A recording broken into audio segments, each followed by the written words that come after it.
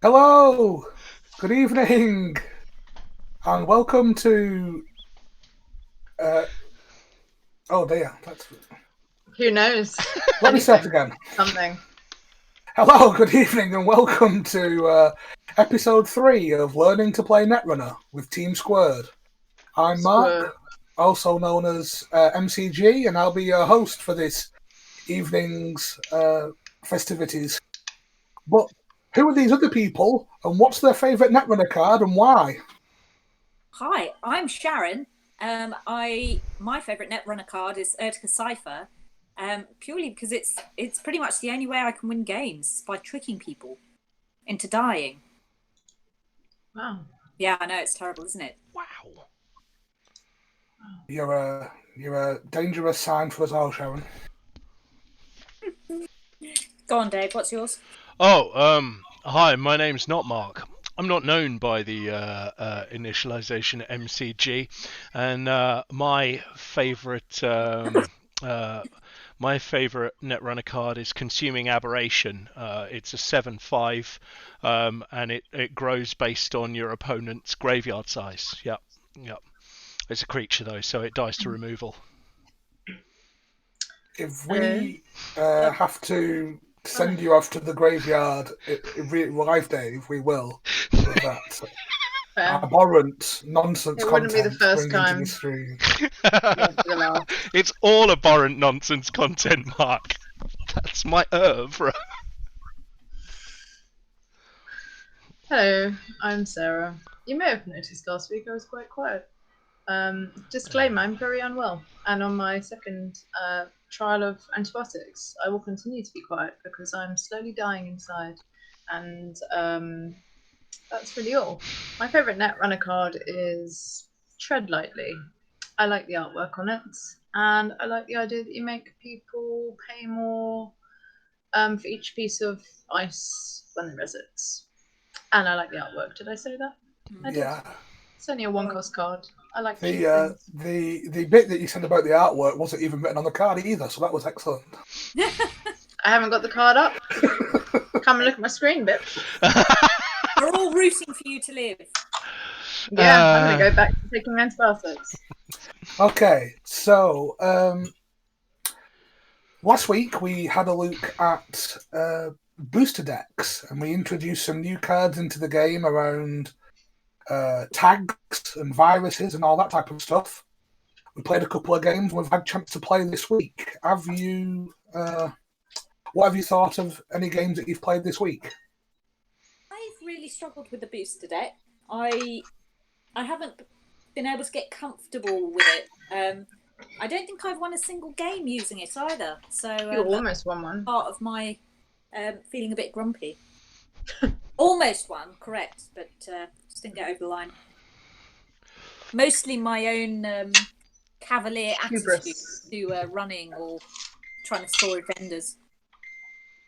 Okay, fair. Dave? Same problem. I'm too fast, too furious. Nine furious, in fact. And as a result, I think I've won exactly 0 of the games that I played this week, which has been duff.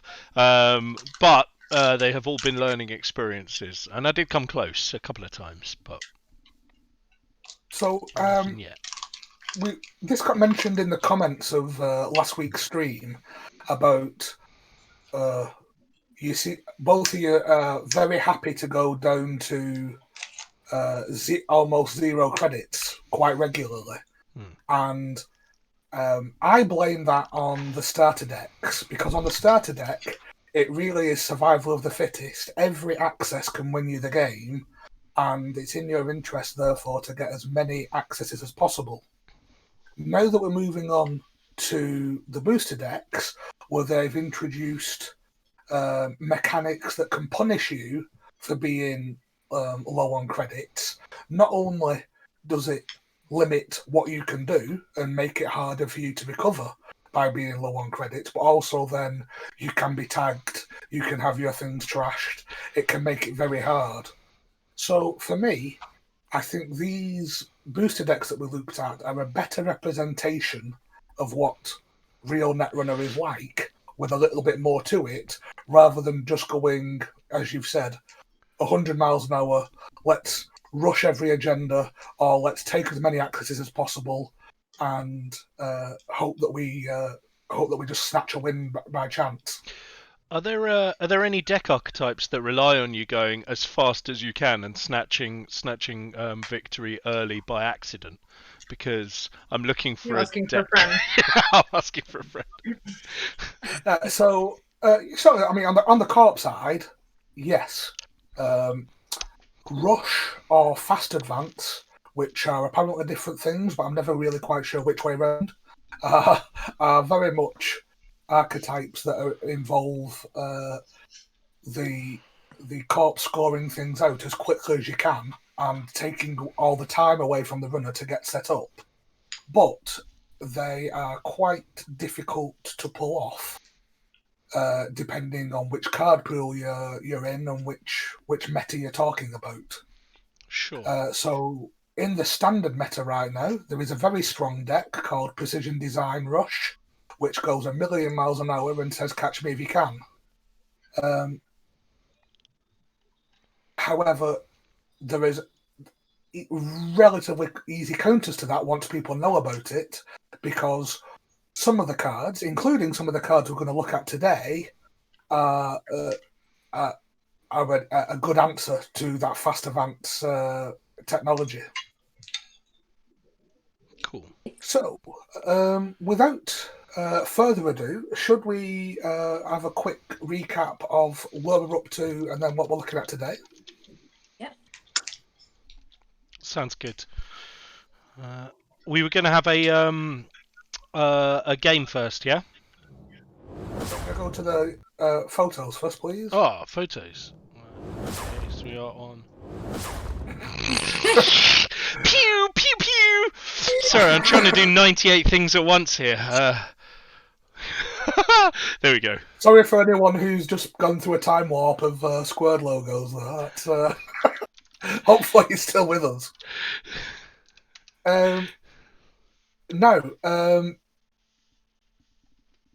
Yes, so a recap of where we started with this. Now is the perfect time to learn to play Netrunner, because System Gateway, the starter pack from Nisei, is now available in stores. Not only is it available in stores, it's available on my desk, in my hand. Wait, are you selling it? I'm not selling it, I need it. But you can buy this direct from the printers, from drivethroughcards.com in America, or makeplayingcards.com anywhere else in the world. And if you're in the UK, you can get them from netrunnercards.co.uk, which is a new site set up by a guy called Nick, who has bought them in bulk from makeplayingcards.com, so that we get bulk buy discounts and minimizing shipping fees and customs charges and all that nonsense. So this particular pack of cards in front of you here cost £25.50 if you get it from netrunnercards.co.uk while stocks last. Not affiliated with me or anyone else. Okay, but when you buy the System Gateway starter pack, this is what it comes in. A little bundle wrapped in cellophane. And you take off the cellophane and you get something that looks like this. So you have, obviously, the cover card you've just seen there. To the right of there, you have basic action cards. And that's a little player aid that you can keep in front of you, red for runner and blue for corp. And it reminds you of those basic actions that we've been talking about the last few weeks. About you can gain, you can draw, you can play, you can install. And on the bottom of the card, you can also see your a click counter. And if you add yourself a little token or a coin or something there, playing in real life, you can move your tokens along and you can move that counter along and remember what click you're on.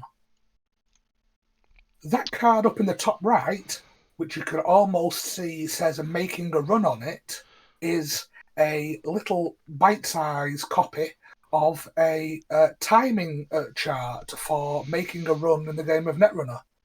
Now, that is very helpful to keep as an easy reference, because sometimes the timing sequence and timing structure of a run can be a little complicated if you're going past multiple pieces of ice and you've got upgrades to res and you've got other paid abilities you might want to use.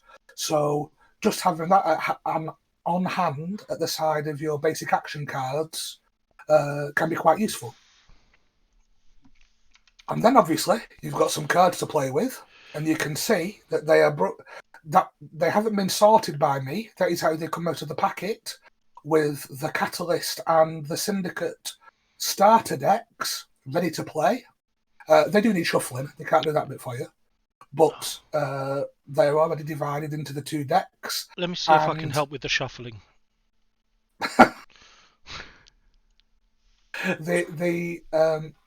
So if this is not you have to buy a box and you have to punch out a lot of tokens and you have to sort out a lot of cards and read all the rules. This is, undo the cellophane, crack it out, ready to play.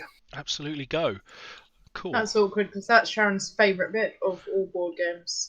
Punching it out of the cardboard and then putting them back in, which at some point we need to deal with an intervention. Like, who punches things out of cardboard and then places them all back in? It keeps Carefully pushes them back into the discarded cardboard. Should be discarded it's cardboard. Not discarded if you're still going to use it.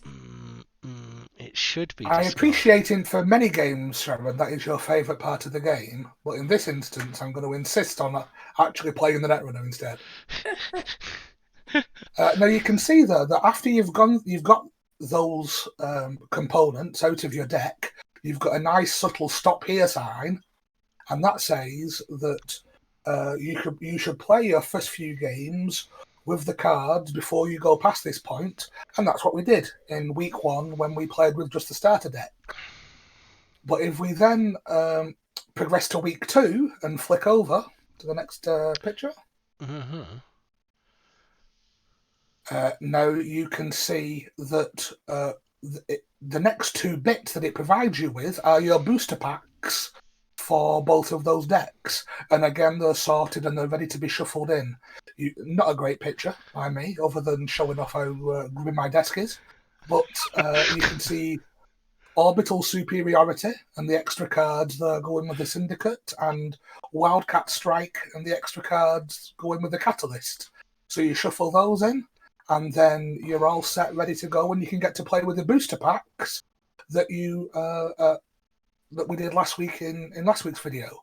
A quick question, Mark. Whilst we're here, are you low key showing off? Because what are those?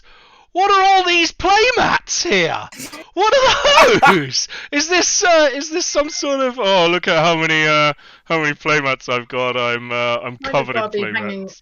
Might as well be having special IDs from your neck. My room smells of cheap neoprene and cardboard that's slowly dying. Yeah, lovely. Custom IDs. It is one of the perils of playing in Netrunner events that you do end up with too many playmats and not much to do with them. I've got several just shoved under my laptop stand there. Fantastic. And at the moment, doing even less than they would usually, unfortunately. But hopefully one day soon they'll come back to use. Yeah, fingers crossed. Now, what I was just going to say here is if you're not sure this is the game for you and times are tight, you can actually get a smaller pack than the one I've got on the screen here with just those components on the right-hand side available to you.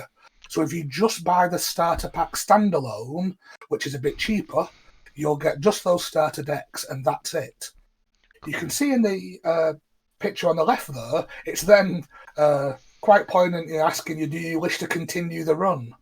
And if you wish to continue the run, you can buy, or you can proceed in this case, to the deck building pack. So if you slip onto the next slide. Quick question about this content. You said that it was 25 sheets. Is that everything that's unpacked so far, or is that the whole pack that you've got there on the left as well, or? whole thing. The whole thing. So The whole thing. the whole thing costs about what 7 or 8 booster packs of Magic to get the entire set. That's And pretty as I mentioned, economical. Dave, you get all the cards in this pack. You don't even have to buy extra ones. Sure, that's unreasonably economical. Yeah. And now you can see the full contents of, well, most of the contents of the deck building pack. So all that good stuff that we've just seen on the right hand side. Then on the left hand side, you've got these white cards, and these white cards are very helpful as well. They basically tell you what comes next, and that's what I'm going to be going through this evening. So you don't need to zoom in and read through all these. And then that big stack of cards in the top left are the 60-ish extra cards that you have in the deck building pack. Some of those have additional copies of cards you've seen already. So you might remember things like Managam Skunkworks or Penny Shaver. They only come as one-offs in those decks. But you may, in future play, want to play up to 3 of them. So copies 2 and 3 are in that pack, along with some new cards that we'll talk about later.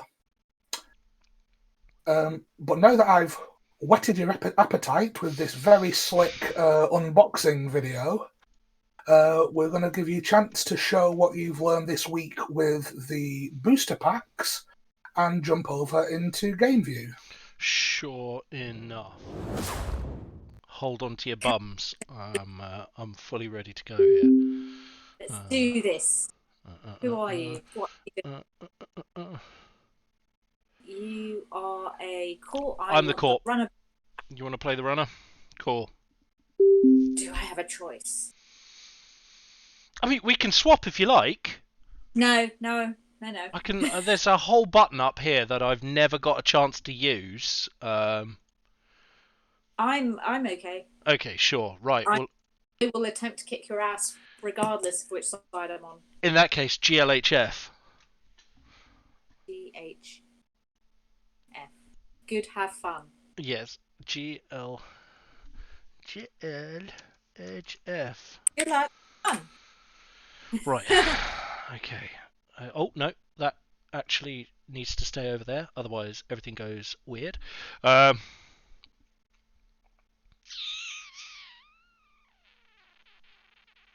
Again. Mommy again.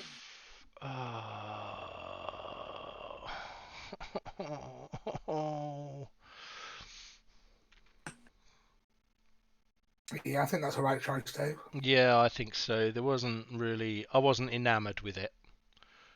So I'm good to start. Let's actually have a look at what we've got first. Okay. I'm not unhappy with this. Are you single? What? There's a question in the chat. Yeah, I am actually. Because I spend my life playing card games. It's just the way it goes, I guess. Oh, but Yeah. would you like to play card games with someone else? Hell no. Single player card games are the way forwards. Yeah. Slightly rebuffed there. Then do I have the deck for you?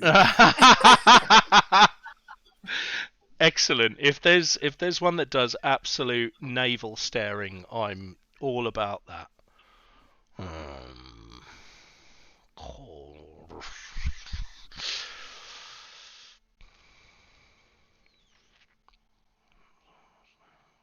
What you got in server 1 there, Dave? Just stuff. Just nothing big. Nothing you'd be interested in anyway. Nothing you wanna look at there. Alright. Let's go with this. Okay, cool. Cool. Cheap at twice the price. Okay, Sharon, let's see what you can do in response. You out. I'm hoping nothing. One thing that I keep getting wrong is actually the number of credits. 1, 2, 3. Let's try that. Oh, I don't want to do that. Sod it, let's do it.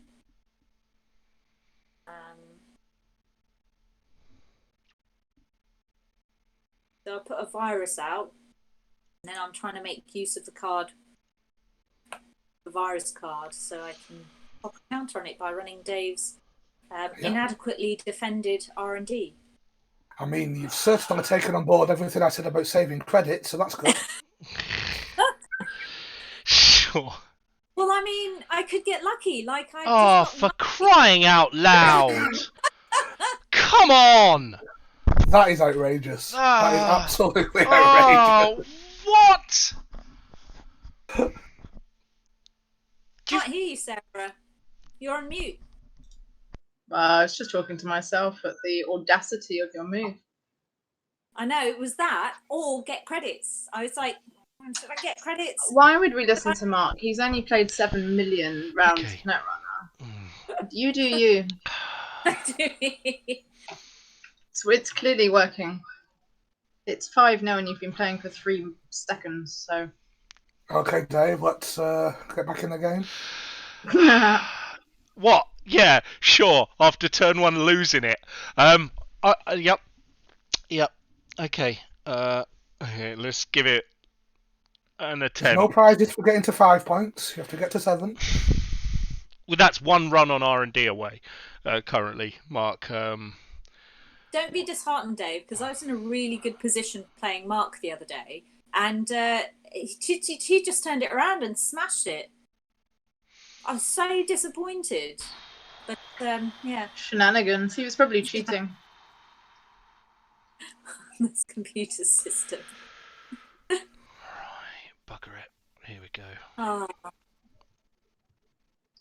Tampa Bay fan. There's a Tampa Bay fan in the chat. No, I'm the Tampa Bay fan, I was Sharon. going to say, there can't be That's right. 2 of them in one chat. That's right. Yeah, you don't. Perfect fan, Dave. You don't Wait, win. is Sharon confused? Is the person who asking whether Dave was single is that Tampa Bay fan? Is he asking himself? No. Everyone seems to be confused here, and nobody's reading what's actually occurring. What the person's I'm not saying reading is, if I was a Tampa Bay fan, I would basically be a perfect man, and I don't need to be a Tampa Bay fan to be a perfect man. However, I am, and I am. So it's a full 10 for 10 from me. Unfortunately, I'm not a very good player, it turns out. That 5 points on the board for Sharon is still unbelievable. Yeah, that was pure luck, though, as we've found out. Luck of the draw. Pure luck, like that matters. I'm so much physical. Look, Mark, and I have tried to build up the money in my pocket. Yeah.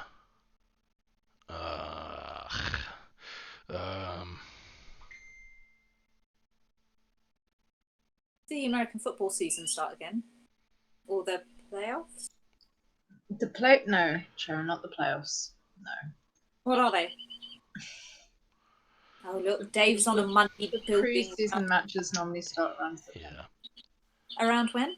September. We've got quite a while before it all kicks off again, as it were. Jeez. It's too warm to play in the summer. Yeah, that's when all of the players get heat stroke in training camp. Yeah. Oh. Just filter some icebreakers in there. Why not?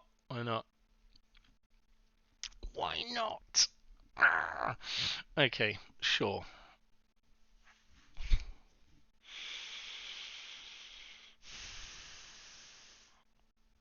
Yeah. I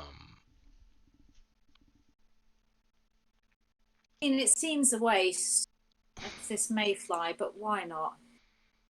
Are you breaking the Yeah, can break it. Okay. Wow. You'll Wow. trip. Straight You at be my lucky. HQ. No further actions. Ah. Ah, ha, ha, Now ha, ha, realize. Do do do do do. ha, ha, ha, ha, ha. Uh, Over to you. Are you ready? Yeah, draft is soon. So we'll get this here. It'll be cool. I'm sure it'll be no better than last. Okay, Not being lucky with those money cards, are you? no, I kind of feel like that's mm, Although, do you have is Sure Gamble a corp card or a runner card? Hedge fund is the corp a card, hedge isn't it? fund's the corp card. Yeah, I'm basically getting very rich at the end of the game at this pace. Oh, what did you choose on predictive planogram? You took the money.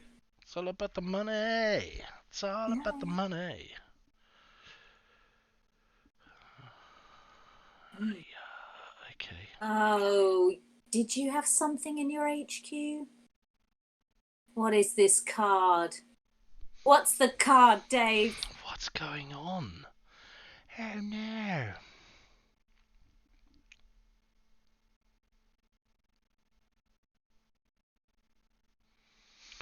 Okay.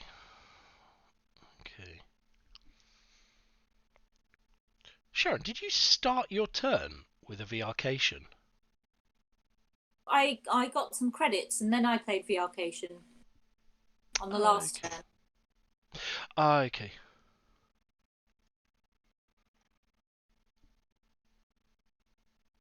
Have you ended? There we go. Solid. Right. Yeah, to go that down. A hedge fund.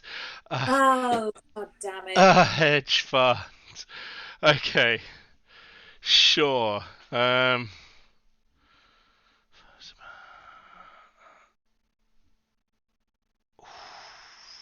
It shows the power of having 5 credits. Really does. It really does.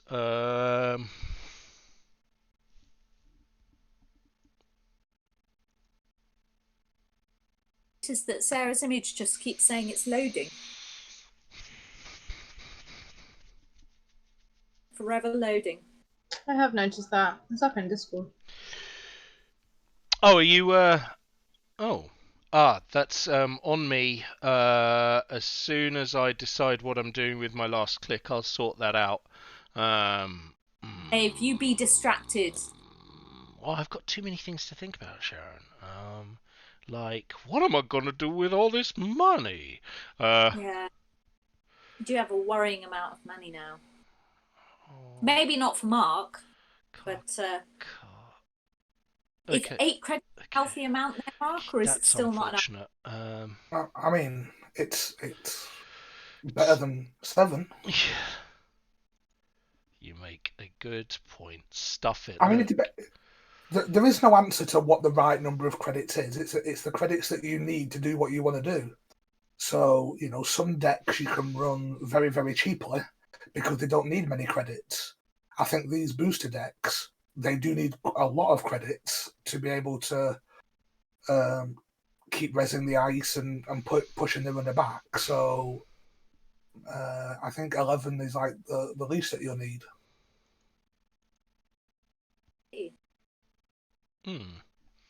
Sarah, I can't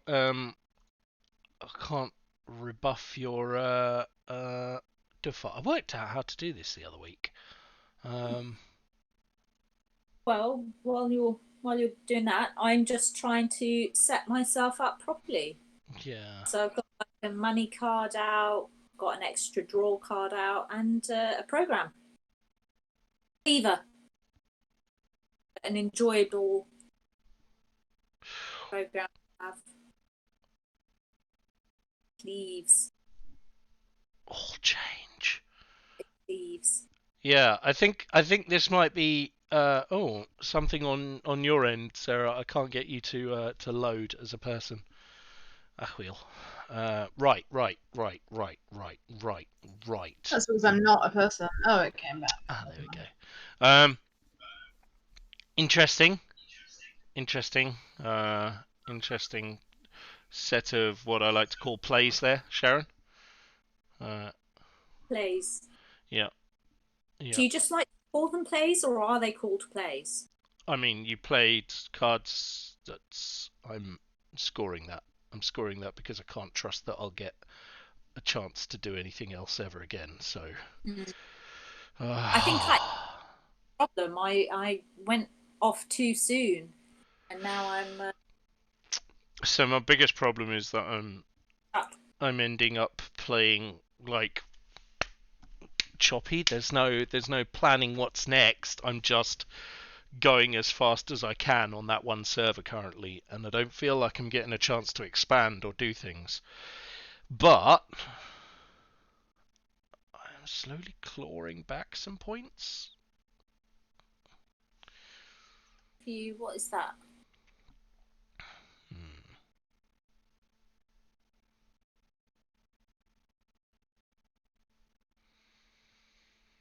Okay, sure. You've got a hell of a lot of credits, though. I'm gonna have to figure out how to not close that. I've got a lot more credits now. Yeah. I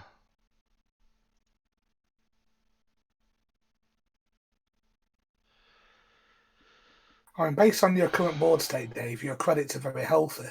Yeah. It's just an assessment of what you think you can do with those credits now, based on where Sharon's up to. Maybe you do nothing. Yep. I can just sort of sit here. You're right.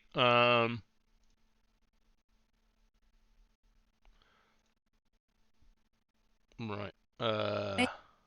Rapidly cycle through your cards. Just keep drawing the cards, maybe 5 or 6 at a time, if possible. Sorry, 3 every turn. Yeah, just and then discarding them. Just draw and discard, draw and discard.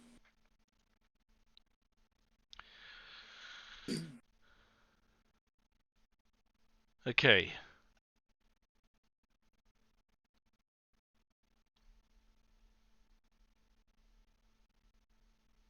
So, Sharon, what are you thinking now?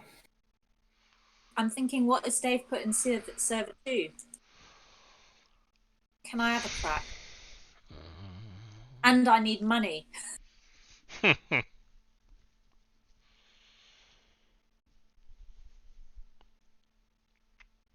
Crack.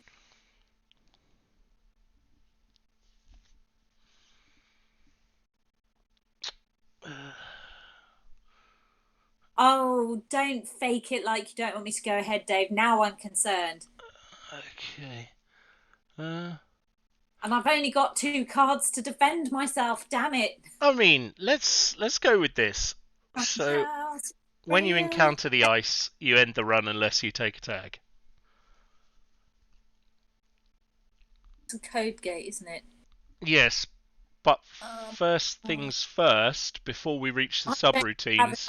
Money to get rid of a tag at the moment. Yeah, you have to choose whether to take a tag or end the run, right? Yeah.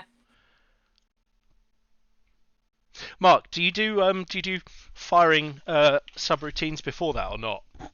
No. No, it's as soon as you hit it, isn't it? Yeah. Well, now I know what's there. Let's just end the run because I don't have enough money to get through any. And frickin' draw. I know, what a waste of overclock. Oh God, I never mind. It happens. That was expensive. Yeah, but it's fine. Well, I guess at least I don't have to get rid of a tag. And at least you know the fun house is there now, ruining your day. Ruining my day. Yeah. There aren't any cards for agenda points, are there? There are no cards in foot with 400 points anymore, no. Any more? Interesting. There was What until used to be recently a card called Vanity Project, but it's just rotated out. Right, Dave, like you need more money. Duh.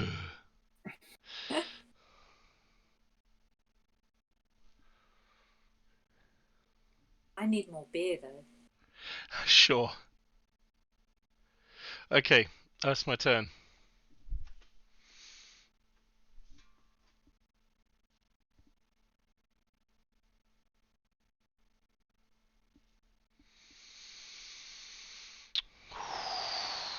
Go on, money or cards? Money or cards? It's cards, Sharon, because you That's have fine, 0 fine. credits,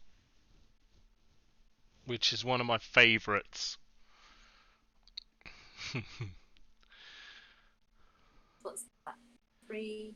Day to you, telework contract. Thank you very much.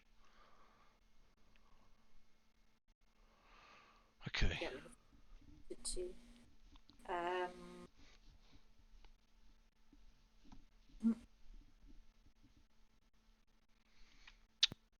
Oh. Oh. Oh, can I undo that, please? Yeah, of course. Do I want to? It's... Yeah, I want to. Sorry, Yeah, sure. that was wrong. Undo. Click. I didn't want that credit. I wanted. Do you want to try it I again to get a different credit, or? No, I wanted this. And then. Ah. God damn it.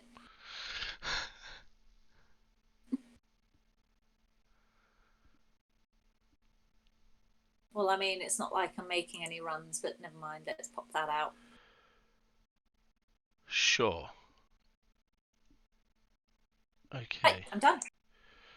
Well, let's start like this.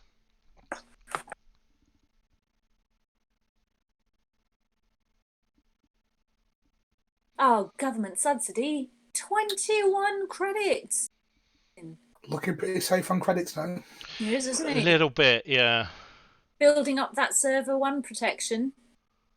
Popping a card in server 1. Hell. It's pretty beefy. Ooh. I swear, Dave, if that's another Regolith mining license. Who doesn't love money, right? I love money because obviously I'm playing as the corporation, which, as we know, loves money, right? Yeah, what do I have? Unity, I've got a code gate and Sure, a barrier. gamble. Finally got a bit of dosh. Right, don't forget, Sharon, you've got overclock. Right, we might as well res this. That's what we call in the game an oof. It is. Make your decisions. Go for it, Dave. That's the end of that. Oh. Well, are you sure, Sharon? Are you sure? Shit, I clicked. Are you I don't think you've clicked anything, Dave. I've not had anything happen. I have. I've got to select to install from Archives or HQ. I mean, it's up to you. You can very much let it fire. All I was just going to ask you to think about was you've got 5 credits on overclock. I forgot I had overclock. So you can... Right, Dave, let's see if I can do it. Can I... Wait, can I undo the click? Is that what I have to do? No, Sharon would have to undo the click. Right. Oh, but I've clicked something else now because I'm an arsehole. You haven't taken another click, so I'm pretty sure you should still be able to undo click. Yeah. Cool. All right, so back at the beginning of the run. Okay. So overclock. Server 1. Yep. Continuing.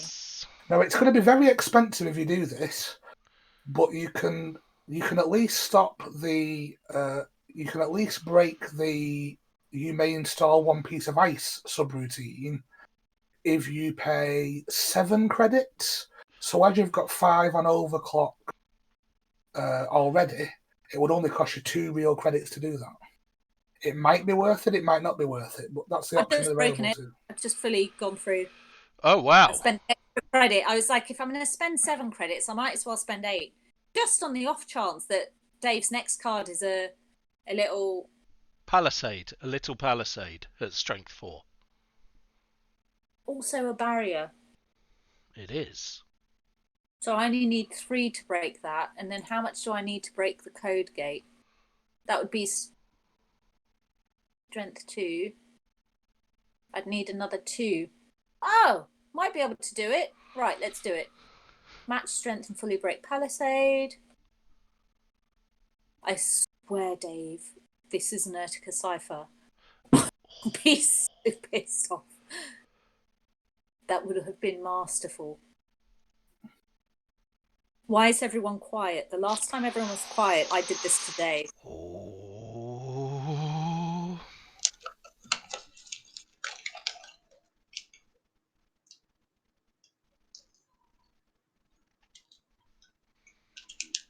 Well, we can see what's going to happen, so we don't want to give too much away. Yeah. Okay, I'm accessing. Good game. There it is. God. That quick cash injection was grim. That was a lot of money very quickly. There, you went from absolutely skinted to money in the bank, easy peasy. Nice work. That's what they call her, Sharon Money in the Bank Girl. Money in the bank girl. JJ. Not Sharon Cash Injection Gill. So, actually, Dave, I didn't think you did too much wrong there. Obviously, the ludicrous 5 points on the first turn put you on the back foot. That was gross. What do I do about that? I had almost as much as that in my hand, if I remember rightly, that I had to get out. So I had stuff in my hand. So I chose to protect my hand because I knew there was a vulnerability there. I can't, like, out of 38 cards, I can't make a judgment call as to whether the top 2 cards are 5 points of victory. That's ridiculous. Not quite. Well, yeah. I mean, there are some decks that that don't even protect R&D. They'll just cross the fingers and hope that the top card or the top 2 cards will just look after themselves. Yeah. Sometimes that works, sometimes it doesn't. Once you're on the back foot, you're stuck there. That you've got to push out to catch up, but yeah. Every time you push out, you're threatening to go into match point. I thought the cost of the Bran to break him would protect me to a large degree, because I was trying to think what cards could Sharon have. I wasn't expecting the Bums Rush with 5 extra credits. Everything else I could have handled. If it had just been one or the other, I was fine. But with the pair of them, that was enough credits to break it, including her trickles. And it was I thought you did right. I thought you were going to struggle on the next turn. Yeah. Because it's a 4 advancement. Unless you could draw the seamless launch, you were going to have to advance it the next turn and then wait another turn. By which point I thought Sharon might have moneyed up, but then she managed to money up and go for it all in one turn. And I also didn't use my virus counter, which I've also just seen. Oh yeah. You had 1 virus to reduce the strength, didn't you? You didn't. You had a virus counter on conduit. It has to be on leech to reduce the strength. Oh, it was on the wrong thing. I thought. Oh, was that? Wait. Well, that's I thought there was one. I mean, you could always try and cheat and say you'll spend the virus counter off conduit, but no, that's not how that card works. I mean, I think I have a problem anyway with counting turns and actions and how much they cost. But yeah, that would be the only downside for me in playing with a physical deck of cards, is having to do the counting myself. Well, I mean, it's very different, obviously. Having to do the counting myself. myself. I mean, it's very different because you just process things as you do them. So you say, I'm going to play this event. Here's my 2 credits that I would have played for that. I have to break this. It'll cost me 3 credits to get to strength, plus 2 credits to break it, and you just do it bit by bit. And then as you get more familiar with it, you start being able to do it faster. Cool. So are we going to play the other way round, or Change ends? Yeah, let's do one more game, and then we'll go on to the new stuff after that. Okay. I'm excited. Do you want me to start it, Dave? I've already created one. Hooray! Did I accidentally choose Corp or something? You can swap sides in the game. I That's what the did. swap side I've button done it for. again. There we go. Here we go. Oh, look, now you get to use that button. Yep. Let's see if it's... Oh, yeah, it has worked. Good. Cool. It's still giving me... super. Booster. We should be at all change. Cool. Ready? Yeah. Good luck. Good luck, Dave. You're gonna need it. Ah! Yeah, especially after that, that last debacle. Yeah, let's see how it goes. Oh. So, Sharon, are you thinking of mulliganing or mulliganing? I mean, I was thinking of keeping it. Sure. Live life on the edge. That's what I like to say. Yeah. Why not? Let's keep it. Right. The petulance I'm dealing with here is just on another level Are altogether. you joking? No. Look, this is my thinking, right? Let's pop What's you there. your And let's pop... Oh, I'm really hoping that Sharon's just kept an absolute hand of jank. you there. She Let's has. That's what I've... Oh, guys, can you see what I've just done? I can't, but Yeah. others should be able to. It's You it's know a the bold guy move. that's played 7 million Netrunners, being the term that we use for each game, told you to get the hell that deck as far away from you as possible. That was a hint. It was like subtle signposting, as we call it in escape rooms. That was a good call. After Sharon spent the first game proving that you don't need to have credits to win games, she's now going to spend the second game proving doubling down on that. Yeah, absolutely. Okay, so I start. I install. It's a good card to have out early. That is a good card to have out early. Conserve your credits. Less money to put programs out. Yeah. It's an arsehole card to come out right at the end, though. I mean, I agree with the sentiment. That's... I'm not sure I would have gone to such depths with the description.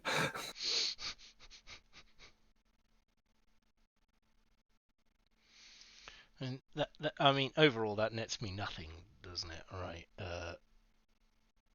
Going in like Correct. that. Yeah. There's no other than It nets you nothing.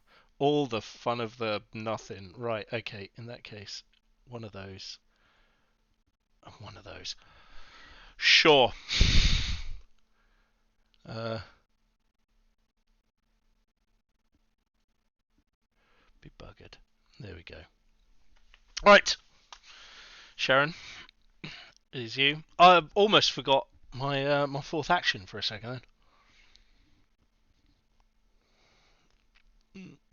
Is it your No, go now? it should be yours. It should have flung you the option to start your turn. Has it not? Oh, sorry. You were saying you had a fourth action. No, I took it. I did it.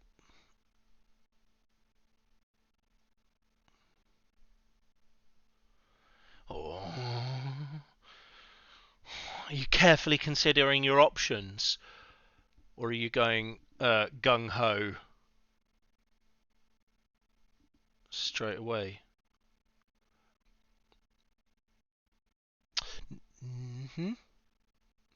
Now, if I know Sharon, that's a turn 2 Urtica cipher, and she'll advance it as many times as she can, up to like 10 or 11, and I'll still fall for it. Okay. And then she'll back channels it for 30 credits. Oh, no. Back channels is rotated. You can't do that. Advance an agenda card past the minimum number you need to advance it to score it. Oh, Sorry? Like, if I have an agenda card that requires, like, 4 advance tokens, can I advance it past that 4? So if I, for whatever reason, wanted Dave to think it was an Urtica cipher and I advanced it to 20, just for lols. Yeah. I mean, you can do that. Yes, you can. Any card that can be advanced infinite times, even if that by that point it wouldn't do anything. Okay. Let's see how this goes. There are some agendas, in fact, that reward you for over-advancing them, as we call it. But that's to come, is it? Yeah. So yes. Things like Project Atlas say it's a 3-2, but if you play it as a 4-2, you get a token on it, and a Project Atlas token is a very valuable thing to have. So. Got it.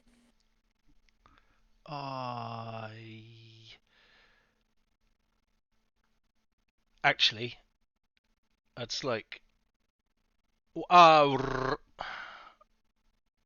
Carmen, interesting. Put it in. My go? I go. Yes. Give me the go. Give it to me. Oh, you have. Sorry, that was, yeah.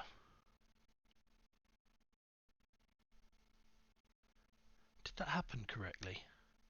Oh yeah, if you make a successful run this turn, it costs 2 less, and because I had the DZMZ, it cost 1 less. Oh sure, tag me. I'll take it. In fact, add another 5. Damn it. Sure, so it only costs 2. Cool. You out. Oh, I see. It's like that, is it? This is Sharon's patented move of tagging you and then doing nothing with it. It's one of my favourites. I'll be honest with you. I'm a super fan of it. Yeah, it's great. I mean, who needs 4 credits when you can spend them on achieving nothing?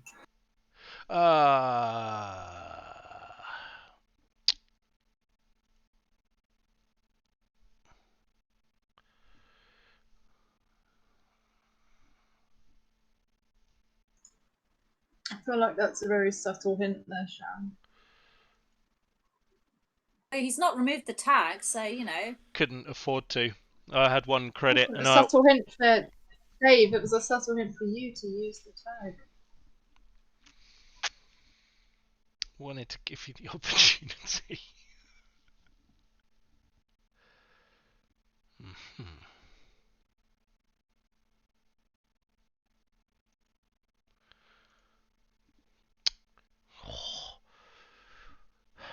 Are we suffering analysis paralysis? Am I about to get kicked in the shin? Oh. I just thought I should cover myself. Okay.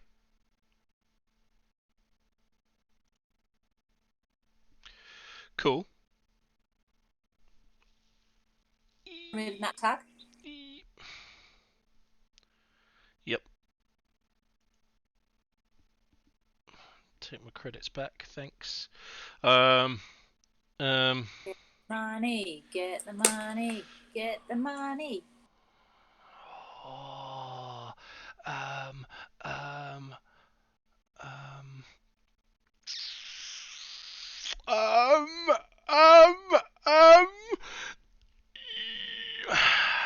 oh God.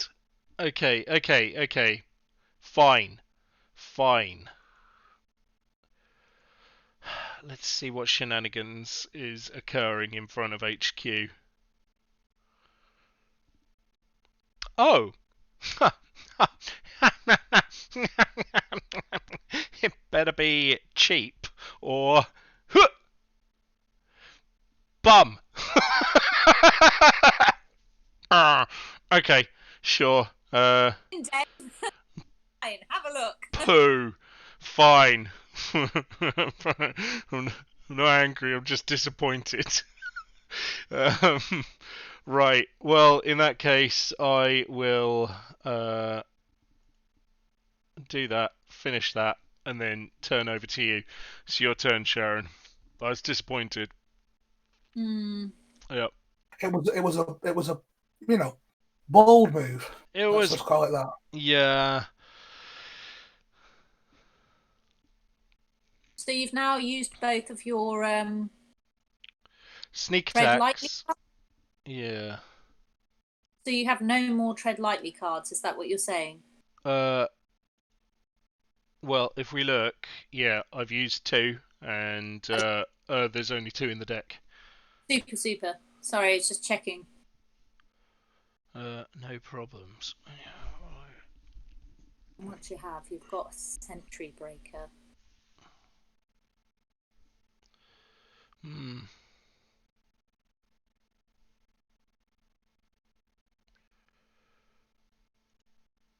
Right, let's start with that. Let's go straight in. Damn good, isn't it? And let's pray I 7. don't get burned out.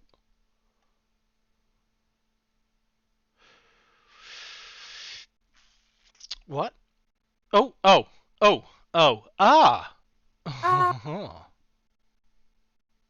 Right, a barrier.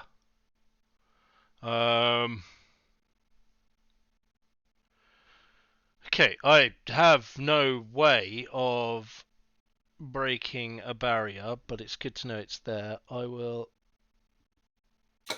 You do have it. It is a bioroid, so you do have the ability to spend clicks on it should you wish to. Yeah, I can remove the install part, but I do have to approaching ice. What's the jack? Quick question: what is the jack out option for there? If I don't have like an option given to me by another card, why is it there? To mock you. That's just a funny little part of the interface there. Because you have passed the first piece of ice, you may jack out before you encounter the second piece of ice. But once Sharon reses it, you have no choice. You have to encounter it. Gotcha. As far as triggers go, when does the resing occur? I'm going to definitely spend to break one subroutine. That subroutine is going to be that one, and then. Do you mean the upgrades or? No, I was curious as to whether I should have encountered the ice before it got rezzed. No, so let me get very technical for a second. You will approach the first piece of ice. You would ask Sharon if she wants to res it. She would say no. Gotcha. And then she would say, do you want to continue? If you say, yes, I do want to continue, then you are on the approach of the second piece of ice, at which Sharon can decide whether she wants to res it or not. Once she's resed it, you must encounter it. So it's cool. You approach, you potentially interact or you pass, and then you've got the option to jack out. But once you've approached the second one, it starts all over again. Cool. Okay, excellent. Right. So, that ended my run. The important thing to note at this stage is Sharon's credit total. Yeah, absolutely. Would you remind Dave? Oh, if your credit I can't remember whether the Funhouse or the other piece of installed kit requires a lot of dosh on res. Well, what you can do if you're ever stuck, you can type Funhouse into the chat box with a capital F, and it'll give you a preview of it. Yeah. That's convenient. Cool. Ah, that's the ice. Ah, dang. What's the name of the deck improvement? The bit of equipment. The upgrade, The upgrade is Amaze Amusement, where Amaze is all in capitals. Oh, huh. It costs you 1 to res if you just want to ask me though. Oh, okay. Oh well, You could ask. I tell you, it costs nothing to res, Dave. In that case, it's free. Ah, Conduit. Did you mean to install Conduit? yes, I did. Okay. Yes, I did. He did, but he also meant to take 3 more clicks, forgetting how many clicks he had in a turn. Yes. But I was also going to use up everything in my hand, and yeah. There we go. Oh. Do I want to get? What's been a real bloody pain.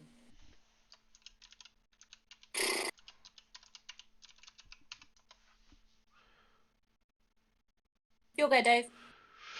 Oh, I see. Oh, no, there it is. Yeah, persistent whenever a run on this server ends. If the runner stole any agendas during that turn, give the runner 2 tags. Okay, cool. Right. So, first things first. Let's gain a credit. I mean, the reality is you could run against that like 4 times in your turn. Oh no, but there's no point, is it? Because you just see the top cards. But you could hope for like 3 or 4 agenda cards back to back. This is true. Yeah, illegal play. Red team, damn it. Oh, actually, yeah, I don't need to worry about that. That's after end, so I can do red team run to begin on R&D.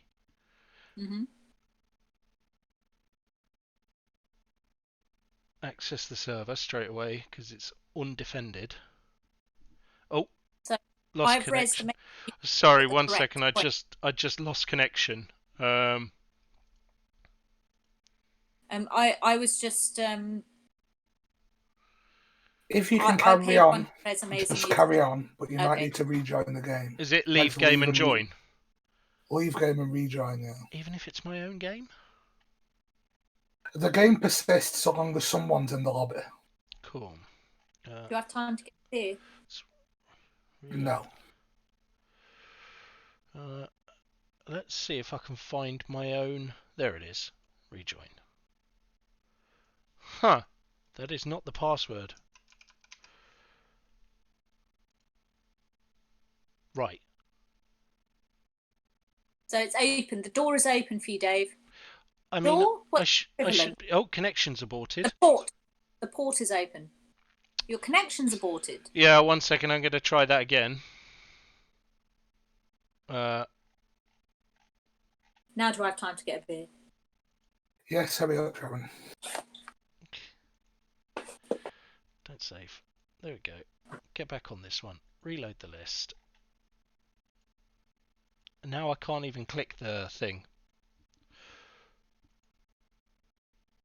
Refresh the entire page.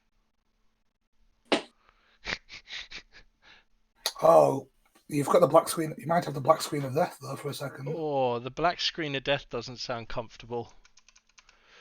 Does that require me flushing a cache? Oh, I'm in. No, the black screen of death is similar to the blue screen of death. It's non-recoverable. Oh, I see. Right. Okay. So, I have to do Amaze Amusements. Do I have to do that second? No, you can access them any way around you like. Cool. In that case, I'm trashing it.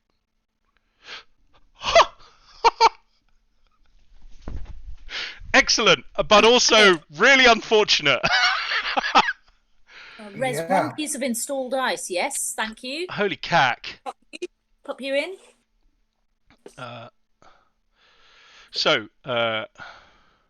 You should also have That 2 should tags, be Dave. that should be on auto. Yeah, I am Yes. now fully tagged Oh, up okay. out my nose. Yeah. Well, I mean, Did instantly, Sharon's not got a lot of credits to fight back with. That might be in your favour, but we'll see. Yeah. Still send a message. So I paid 3 to trash. I used red team. I did get 3 off of red team to start with, and then I end the turn. Cool. Oh, that's because I put red team down for that run, didn't I? So it cost me my last 5. We'll see how it goes. Yeah, so you get the money off red team as soon as the run is successful. So when you got to the server, it gave you those 3 credits, and that's what you used to trash Amaze Amusements. Excellent.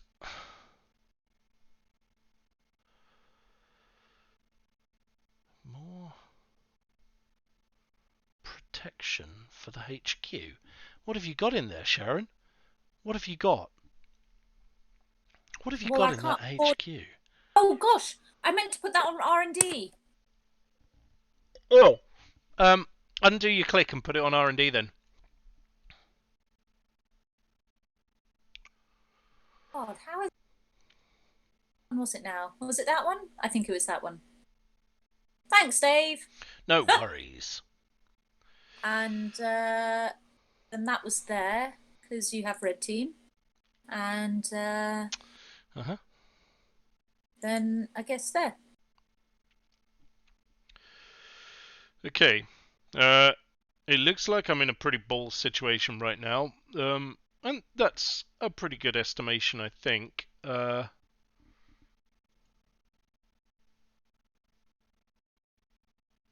penny shaver. Okay. Okay. Use the penny shaver to grab that. Do I want to? Yeah. I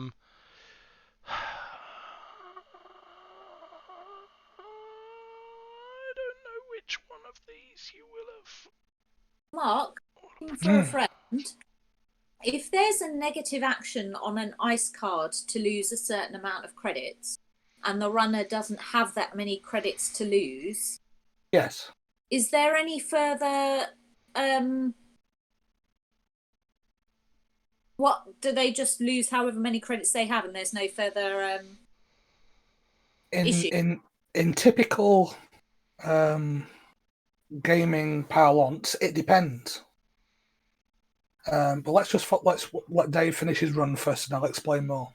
Okay, so Dave, you've got access to my HQ. I've got to break this subroutine first. Oh wait, you said fire. No, I didn't click fire. Oh, sorry, I clicked fire all. Sorry, so let's I need to undo click. No, Dave has to undo click. It's his turn. Yep. Sorry, Dave. I just thought you'd wrong direction.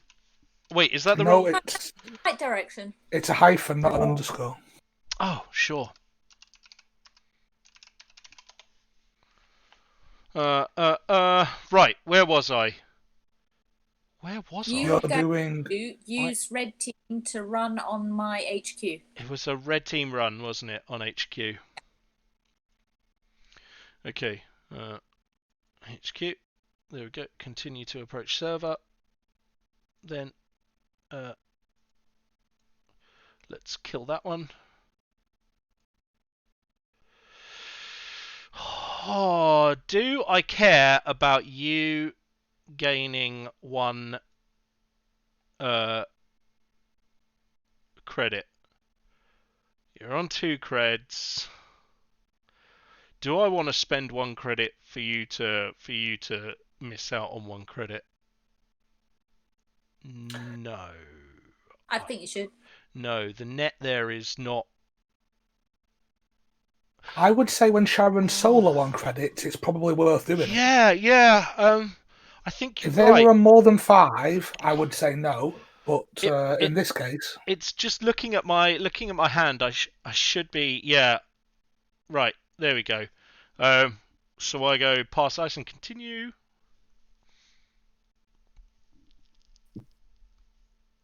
Access the server. Oh, Oh my I gosh. mean, you can have that one. That's just a ball sack. When am I ever going to use that? Oh. Oh. Okay.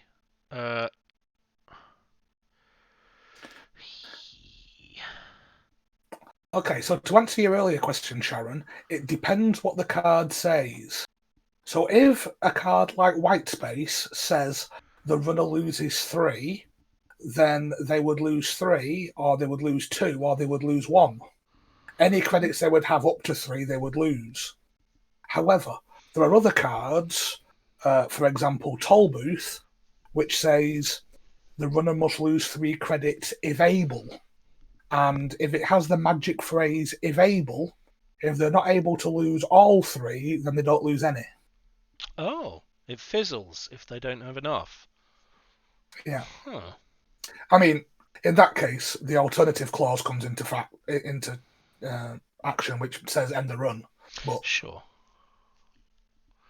because it's a toll booth, and if you can't pay, you can't go through it. Yeah, fair enough. But you don't need to worry about toll booth for a while. Yeah.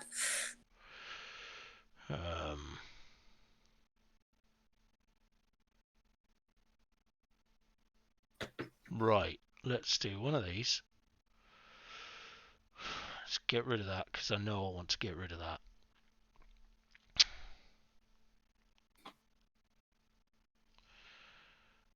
And let's run R&D. Oh god, oh god, oh god, oh god, oh god. Oh god, oh god. Oh, it's White Space! Yeah, I think you'll be okay.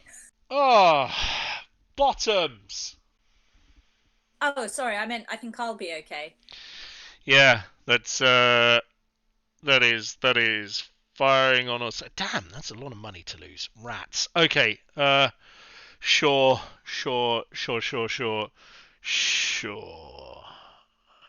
Go for it. There you go. I am woefully low on programs at the moment. My icebreaker amounts are Fucking God. Sorry, pardon my language. bottoms. Thanks, Paul.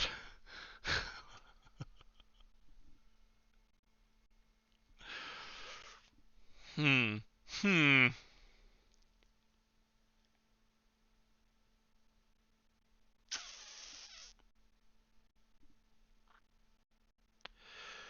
Okay, I know what I'm doing. I think. Right. Ready? This. So you're getting the cards in. Yep. Oh. Heck. I mean, I can't actually afford that without one of those. There we go. Sharon? Thank you. I think I will have a little boost. Yeah, little boost. Let's do that. Let's get a fund. Sure. And can do that again.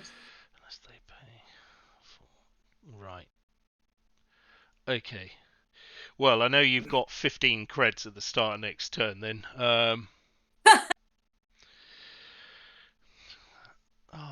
Finally cards? I mean, I may have 20. Okay,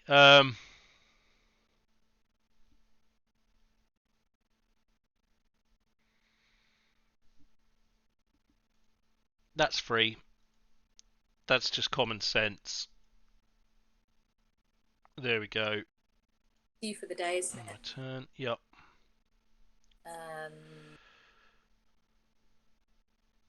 What have you popped out?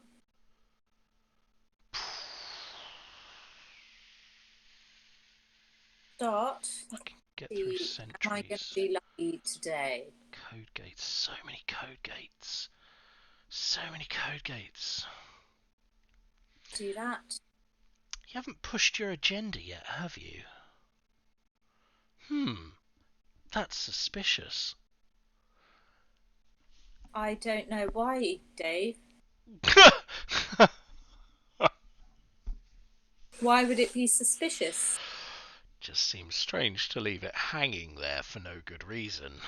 I mean, you had very little money, so maybe it was hard to res a cash injection out of that. Maybe it was some sort of slow cash injection. Would it make you more enticed if I perhaps did that? Yes. Yes, it would. Yeah. Yep. What if I also did that? Okay. Yep.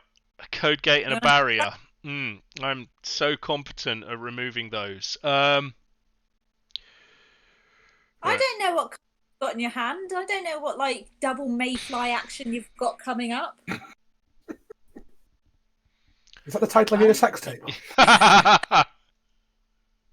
Double mayfly all the way across. Right. Oh, did Sarah pop back for a minute there? No, damn it.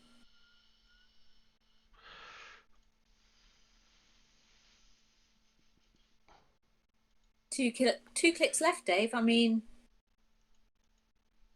you could have a go. 2 clicks left.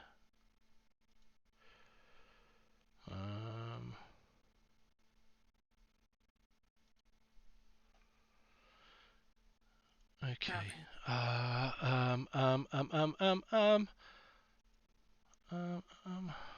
Hang on a minute. I'm gonna go for. You really need money, Dave. I know. You really need money. But you should just No. for it.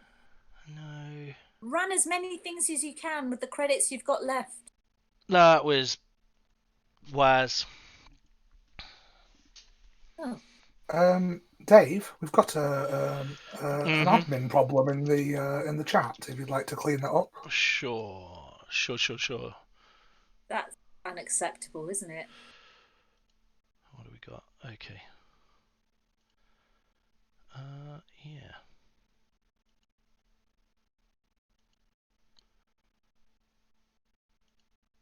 I tell you what, we will. We must have been, fame and fortune now if we're getting bots or idiots in the chat. There we go. Standard. It is a risk, I think. Right. Are you ready? Yeah. I've ended my turn. Oh, thanks, Paul 2K. Nice. Let's have a little gander at what's coming up next. All the money. Kind of want to see how Dave feels about that. Interested yet? I mean, it's unlikely to be so interested he can react during the middle of your turn. Yeah. Are there any cards that allow you to act during other people's turns? Not really. Okay.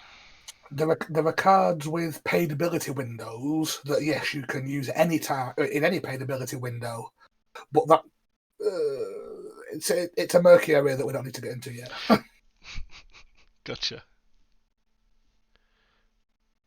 It wouldn't it doesn't give you a click in the middle of the turn, for example, but. Right, there we go. Started to build up some bank. Finally. Sharon, it's your go. I too have reported them. Right. Starting. Oh, what's this one? It's at home. Are you tagged? Damn it. Damn it. No, I got rid of every tag that you've given me so far. Both of them. Oh. What choices are these? You may res one installed piece of ice, ignoring... Oh, it was to send a message! Okay, sure. So, are you resing a piece of ice? Have a crack at that one. And, money? Do I want the money? So many. One click left. So many code gates. So many code gates. Right. Yup. This is to be expected. Okay. I actually wanted to try something.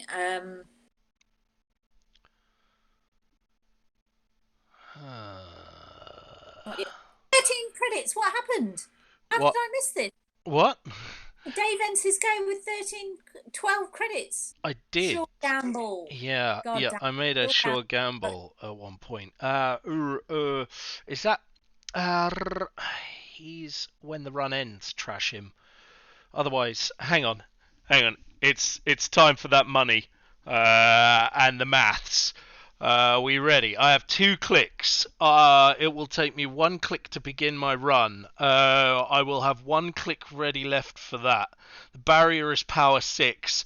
A mayfly is not getting through a barrier, no matter how much I want it to. So, there's... A mayfly would break a barrier. It would be expensive. Yeah, it would cost me too much for my limited. It would cost you 8 to break Bran with a mayfly. Yeah, and how much it costs with Cleaver? Well, with Cleaver, it costs me. So I've got to spend 6 to get the strength up, and then another 2 to break the barrier subroutines. Because it's which, by my maths, makes it exactly the same price as mayfly. Yeah, or alternatively, I use clicks for the rest of Bran, which means I only really need to get that up there so that I can get enough clicks for it. But what I'm going to do instead, let's take a what's it, end the turn and then kill one of these extras.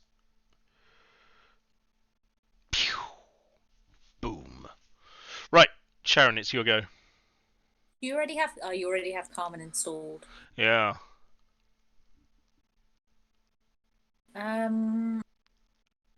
Do that. It's a lovely little bit of advancement. Uh-huh. Do that again, and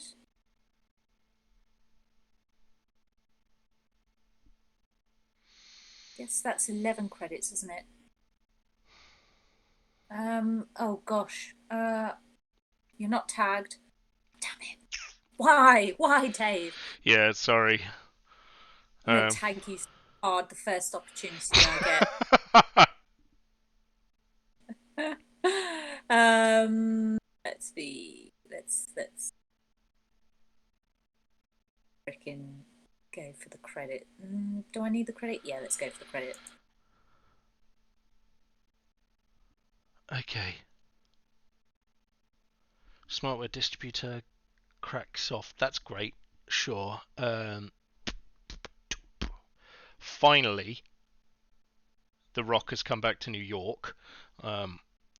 Unity. That's pretty good.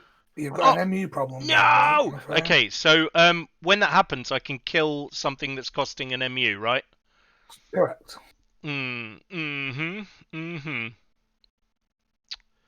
I mean, if you killed Mayfly, you'd get 2 MU back. Yeah. At this stage, I would probably say Mayfly is the one to go. Yeah, it's the one that I want dead. Okay, Sharon's on 3 agenda points. It's an expensive run on Funhouse, but I can now get through Codegate without too much. The Codegate whitespace without too much worry. And also, I can start to use nonsense. So, let's run R&D.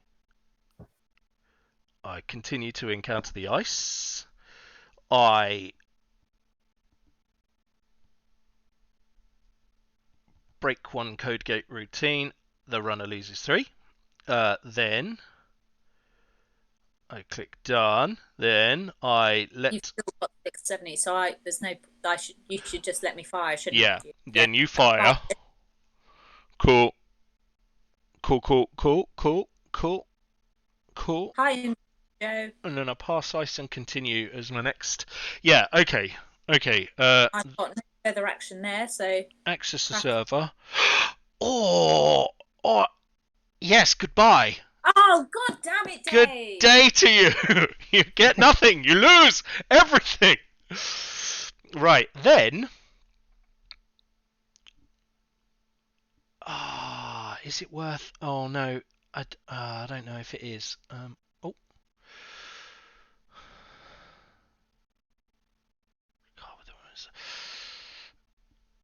That is a code gate again, isn't it? I think, Dave, you saw one card there on R&D that you've trashed. So anything you look at in R&D there will be brand new. It's true. Cards. And I can toggle auto resolve on. So yeah, always. That should have been done. I should be doing this for the run. What was the command to get rid of this badger? The choose a server thing for red team. How do I? Oh no, click on, because clicking on red team doesn't get rid of it, does it? It's no, it's close prompt. Cool.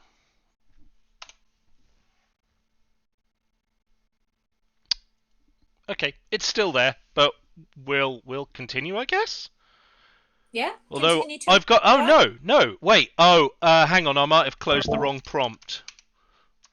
I think I need to click continue to encounter ice, right? Yeah, I can't close my red team. Yeah, we had this problem before that under certain circumstances, if you click red team and then you do something else, it doesn't know how to undo it. Okay. And you get stuck with a red team thing on the. So I should click it, choose it, and then undo click, yeah? Yes, I think that's probably safest. Archives. Okay. Choose a server. Archives. Undo click. Ah! Oh no! Wow. Okay, sure. So then I / undo click. Sorry about this. I should never have clicked on red team. It was too dangerous. Right. Okay. So no problem. We're back to where let me make sure that's toggled now, because I might have undone that. Let's make a run on R&D. Continue to encounter ice. Now we're cooking. Now you should be seeing 3 new cards here. Break 1, code gate, subroutine. Runner loses 3. That should cost me 1. Then I'm done with that. Then I click that, click pass ice and continue, and now you should be able to do that. I'll access the server. Cool. If only I had Amaze Amusements. One down. Oh, this looks like you can do something. Cool. Oh, the steals! Oh, the steals! The timing was incredible. Absolute steals. If I hadn't clicked on that that red team by accident there, that would have gone a lot smoother as well. Cool. So the lesson from today is every time you multi-access R&D, you score 5 points. Yes. So that's, it's good absolutely to know. guaranteed. It's good to know.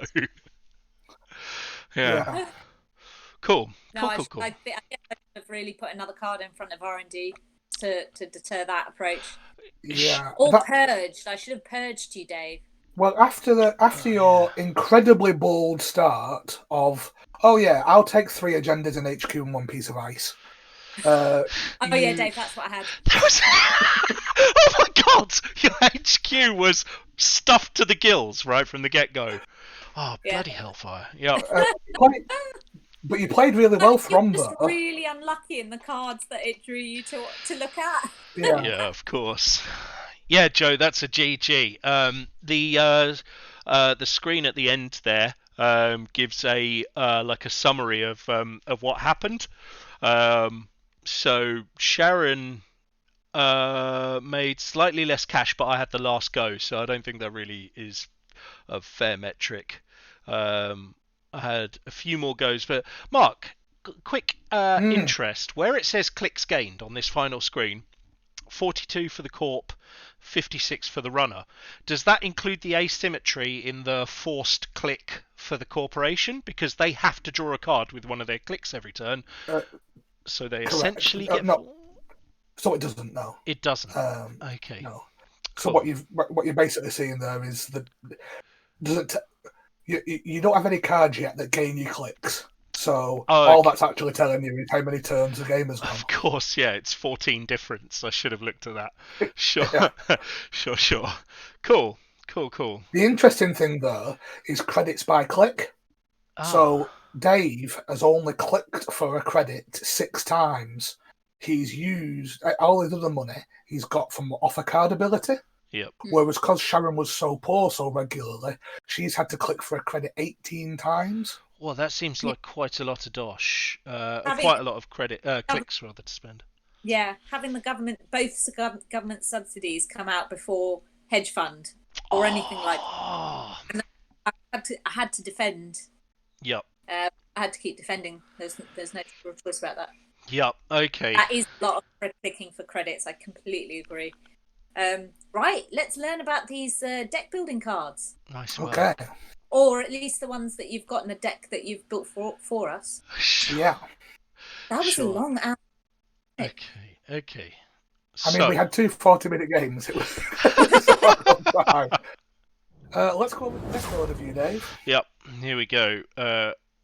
We should be in Deck Builder now. Yeah, it would have been worked better with a square coming first, but close enough. It gives me approximately 0.7 seconds to click the tab, and I've got to time it very carefully. So I've kind of given up. I'm getting it right. Is Sarah still there? She's still alive? Still yes. Okay? The antibiotics. I am in fact alive. Yes. For now. I give myself 5 or 6 minutes. Also, the first game was actually only 23 minutes, although it felt like 40. Yeah. Okay, so I'd like this to start off, Dave. If you bring up the decks you've just been playing. Okay, so we've been playing the boosters down here. Let me zoom in on that. There we go. But if you zoom in on your ID, please. So the Catalyst, something. Convention Breaker. Yes. Okay. So, Dave, you're on commission. Oh, there you go. You may recall back in episode 1, we spoke about one of the differences that FFG introduced to Netrunner, rather than original Netrunner with Richard Garfield, was that rather than being the runner and the corporation, there was more personality brought into the game. Now, what you start off with in starter decks, and in booster decks for that matter, is essentially the runner and the corp, although they're called the Catalyst and the Syndicate in this case. And that is because worrying about IDs and the effect they have on the game is a distraction while you're just wondering about the basics of the game and how the mechanics works, how the interface works, what the rules are, etc., etc. But now we need to, when we're now moving on to the idea of deck building and playing different cards and different decks, we need to understand how IDs work. So I'm not quite on the card there, I don't think. Oh, sorry. There we go. Yeah. So just talking through quickly the features of an ID card. Mm-hmm. You have obviously the name at the top and the subtitle. Then this big number in the top left, which is 0, is your link number. And trying to define link is, a challenge for the ages. Some people define link as the amount of how secure your connection is, sort of how many VPN jump points you've jumped through before connecting to the internet. Mm-hmm.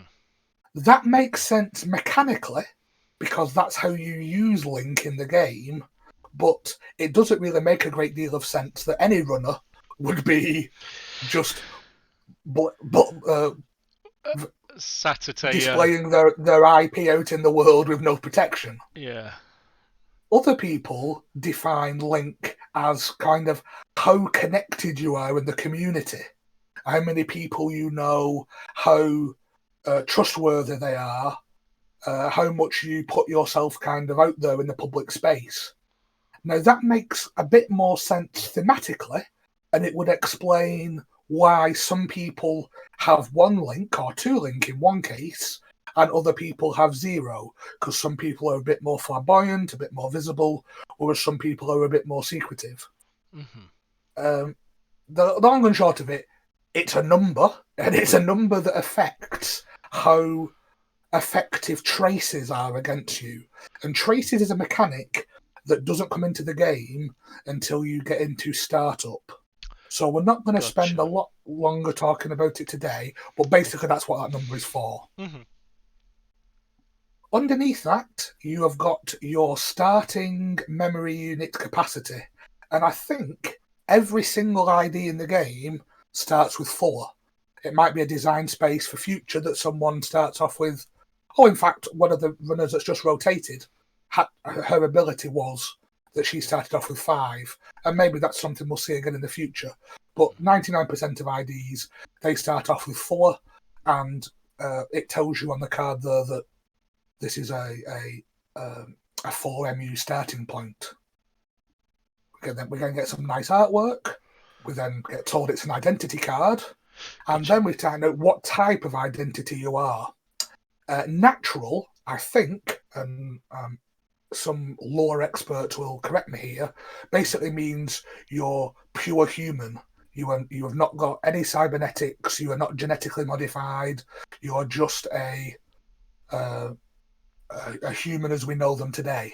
How boring. Alternatively, you can be a Gmod, which is short for genetically modified. You can be a cyborg, which means you have robotic components. And there are a few other weird ones like digital, if you are a living embodiment of a computer virus. But let's not get into that right now. Your subtype of your identity, it matters in a very small number of cases. There is a card in the game called DJ Fenris who can call basically one of your friends into the game, but he's only friend with. He is a Gmod, and he is only friend with the Gmods. So Gotcha. it's relevant in that case. But for the most part, you don't need to worry about what your type of identity is. In that big white box that you've seen on lots of other cards, that's where you would normally have your ID ability, but the starting IDs don't have an ability. So it's blank other than the flavor text.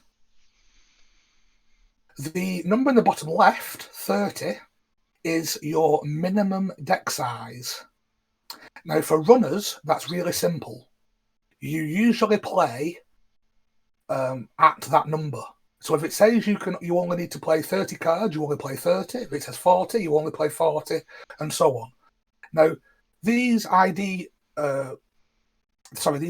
IDs are a bit weird. They say 30 because when you're playing starter decks, that's what size they are. But when you're playing booster decks, it becomes 40. But this is a minimum, it's not a maximum, right? Correct. And the number on the right-hand side, which is just a dash in this case, is your influence. And we'll talk about what that means in a second. But if you could just flick over then to the syndicate for me, Dave. So we can... Sure. Let me... The syndicate. And this is even simpler. You've got the name at the top. You've got the artwork. Sorry. You've got the deck size limit. And this is 30, although it defaults to 40 when you go up to booster packs. Uh-huh.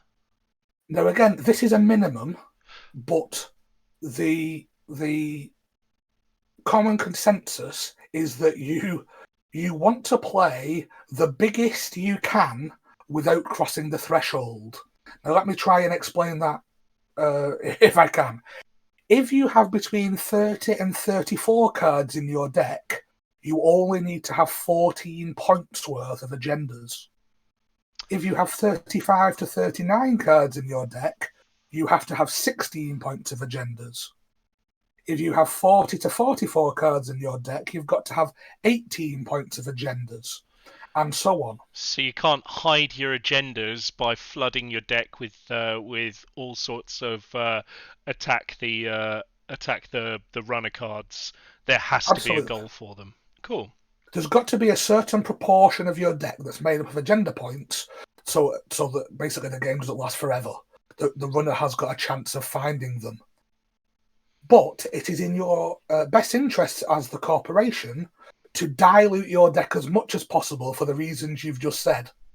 So in that boundary of 30 to 34, you will have, as you can see, 34 cards, not 30. And when you jump up to the 40 card as your minimum, you actually play the deck at 44 cards.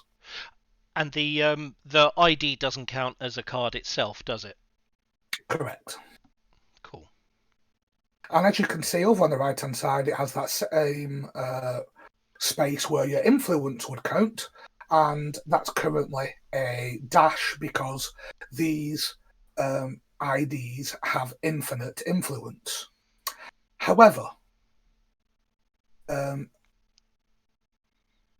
when we use a proper ID now, you will see that they have influence limits. So if you edit this deck for us, Dave.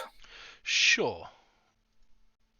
Just as an example, and you change the identity, and you scroll it down to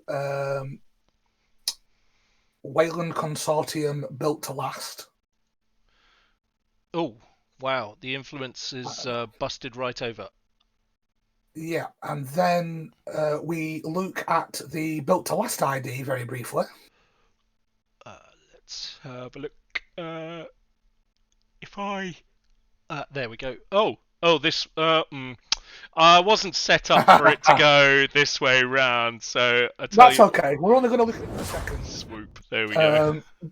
But you can see that has an influence limit of 15 now.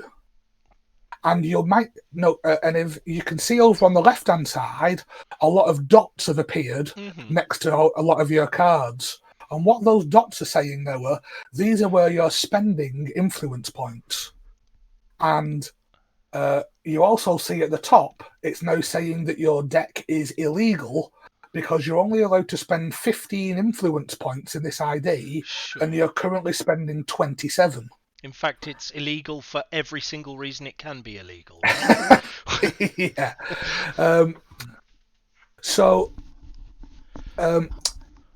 What influence means is if you just hover over one of those cards, say Urtica Cipher, so is it Sharon's favourite? Urtica Cipher, Sharon's favourite.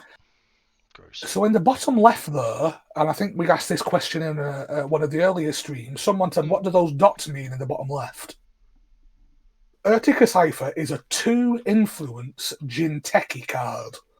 So Jinteki is the dark red faction, and that is showing now that on your deck list that because you have 2 copies of Urtica Cipher in your list, you have 4 influence points of Jinteki in this deck. And you are limited on how many influence points you can put in there. So in this case, it's 15. So what this means is that a deck is kind of flavoured in line with its ID. Because this ID, built to last, is the Wayland Consortium, you need to have more Wayland cards in it, or neutral cards in it, than you do cards from Jinteki, or from Hasbioroid, or from MBN. Right. But you can still have them, it's just they cost twice as much influence, right? The amount of influence varies by card, and it's quite a nice. I think it's a very nice mechanic in that if a card is quintessentially of that faction, it will be more influence points than one that is only a bit of that faction. Gotcha. So I'm not going to spend a massive amount of time digging deep down into the lore, because we said before that can be a whole stream all of its own. But to give you a quick oversight of the different factions and what we're talking about, on the Corp side, you have 4. You have the Wayland Consortium, who are a construction company, along many other things, and they like being rich and blowing things up and beating people up and getting their own way that way.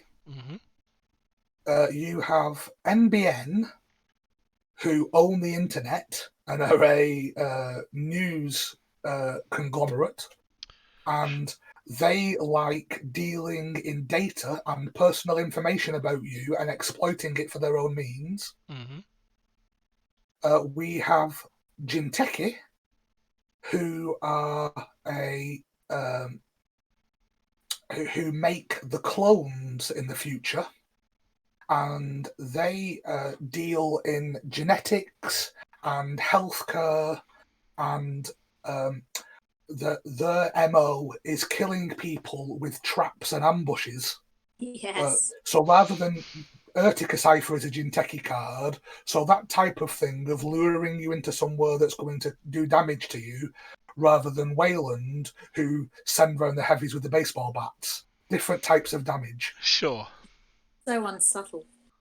And finally, you have Hasbioroid, and they are a company that makes bioroids, the other type of androids that we have in the future.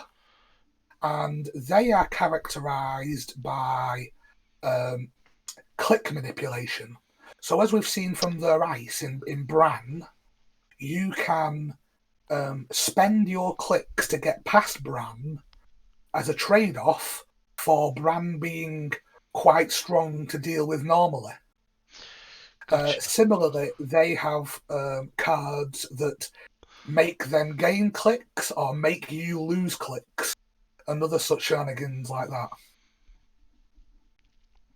On the runner side, we have 3 factions. If you cancel this, go to a runner.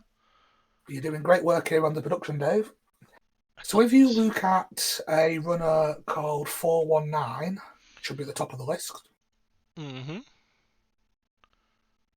He is a criminal, and criminals are all about the money.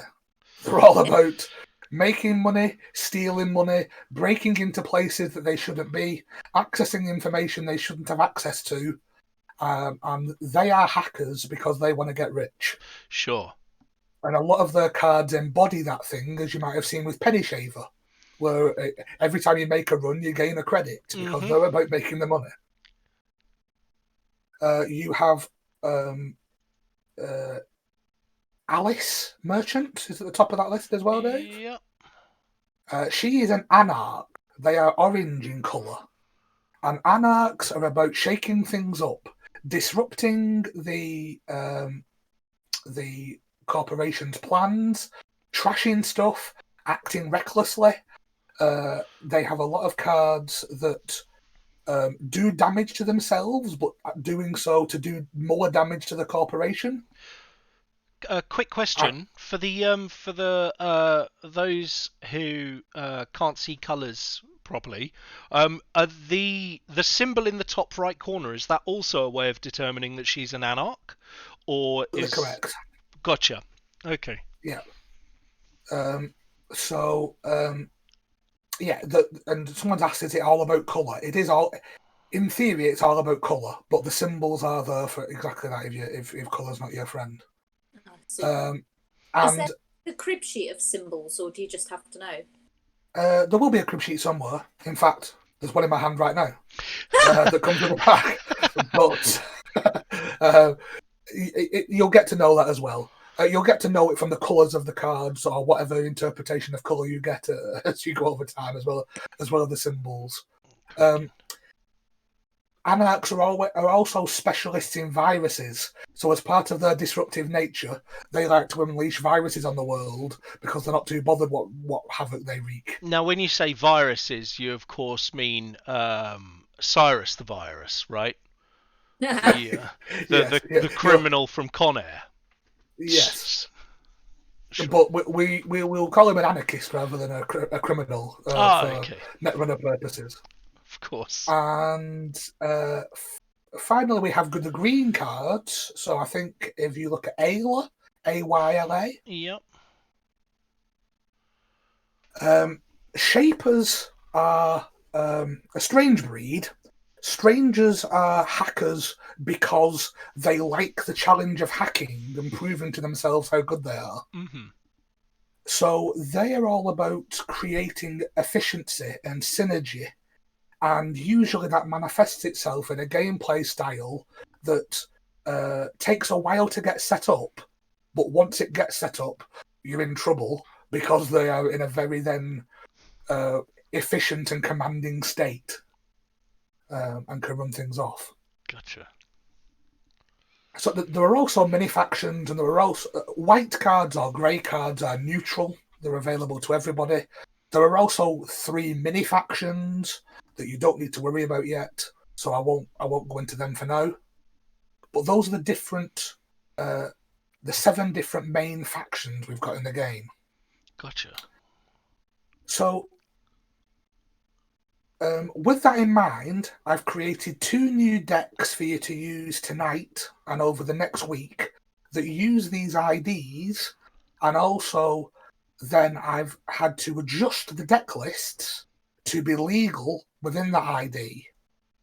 And as we look at some of the new cards, you'll hopefully understand, why I've had to do that.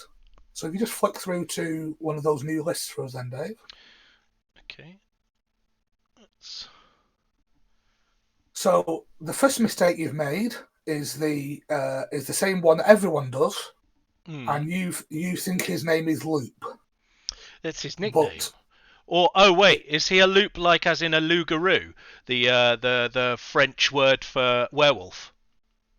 Exactly that. It is the French word for wolf. So he is René Loup Arsamon. Excellent. Such obscure knowledge. Well done. I saw that off Metropole Grid. That wasn't me. You can see he has 0 link, so he's not very well connected, and his IP is exposed. 4 MU units, and he is a Gmod, and you can see from his picture that he is genetically modified to be more wolf-like, with kind of fur and pointy ears and big fangs. You mean he's a hairy elf? Well, kind of more so than that. So,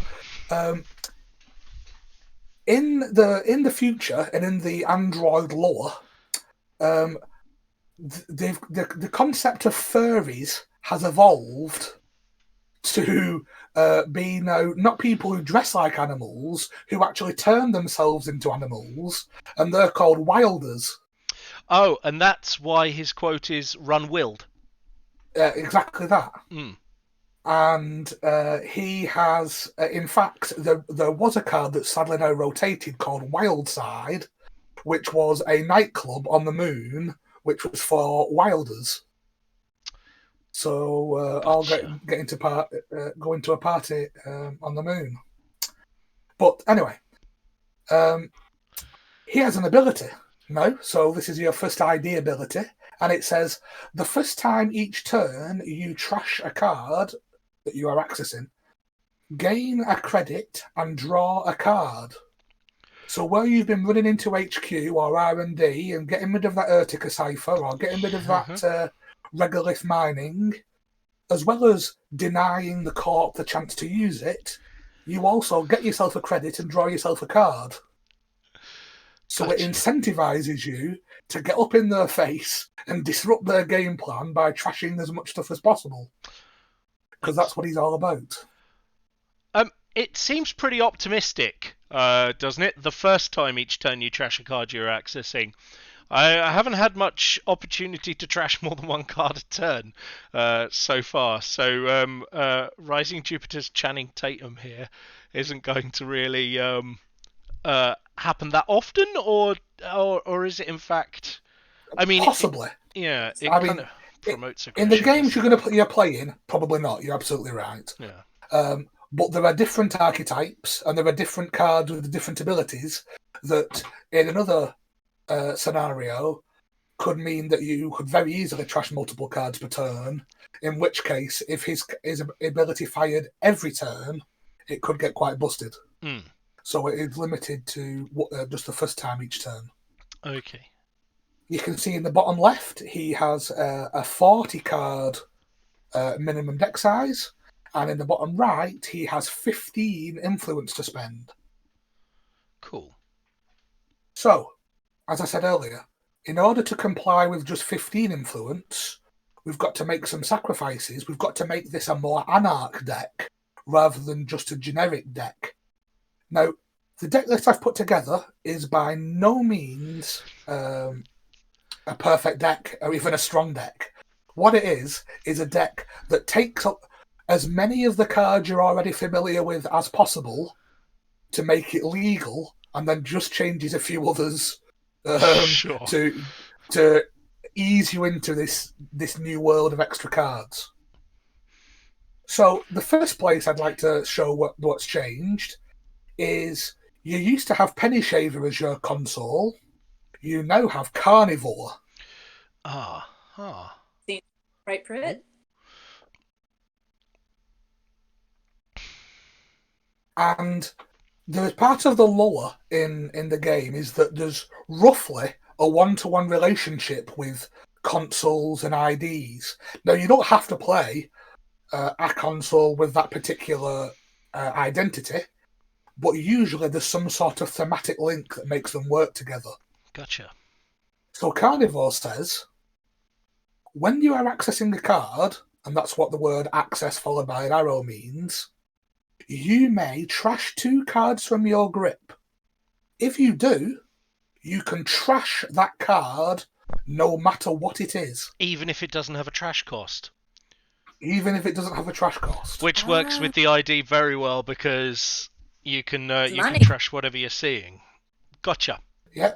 So the corp is running low on ice. You run R&D. You see a piece of ice, and you laugh, and then you say, I'm going to trash 2 cards to my hand to send the ice straight into the bin, and for my trouble, I'm going to gain a credit and draw a card. Excellent. And that is a perfect example, perhaps, of an anarch card, because you're having to hurt yourself, you're having to trash 2 cards from your grip, but you're doing it to cause upset to the corp. Yep. And it also gives you 1 extra memory unit, as most consoles tend to. Of course. Okay. Now, whilst we're in the hardware section, before you had DZMZ optimizer, Yep. which gave you an extra memory unit and also let you install a program cheaper. Now, installing a program cheaper is an efficiency saving, and that's a very Shaper thing to do.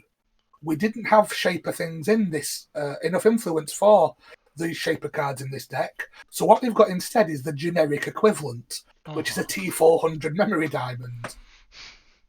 And a T400 memory diamond simply says you can have that 1 extra memory unit, but you get 1 extra hand size rather than saving a credit when you install things. It's not bad. Seems pretty solid. It's a good sort of base standard effect, reflecting why it's a neutral card rather than a Shaper card. Mm-hmm. And we've still got VRcation as well, so that's pretty handy. So you can fill that up easily, you mean? Yeah. Yeah, absolutely. Now, we're going to go into the programs, and this is where you'll see the most change. So, if you see Cleaver... No, let's leave Botulus. Sure. you're quite familiar with Cleaver as how it looks, how it works. It has a counterpart for dealing with code gates. So rather than Unity, which you had before, you now have Buzzsaw.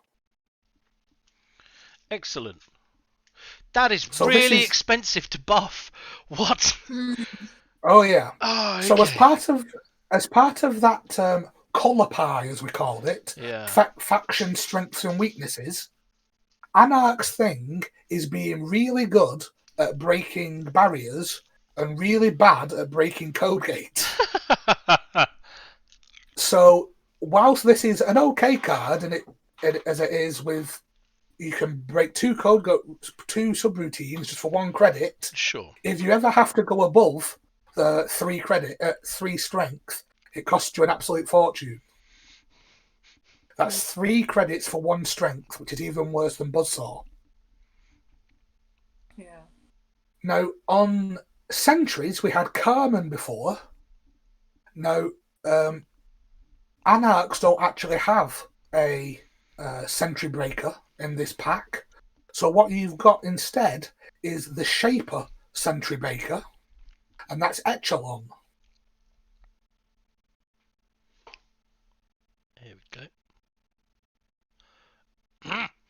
There we go. I don't know why it keeps going sticking on one. You just say Echelon. Yes. Okay. Not to worry. I'm going to go with Echelon. Sure. Oh, really? Not Yeah. Aquilon?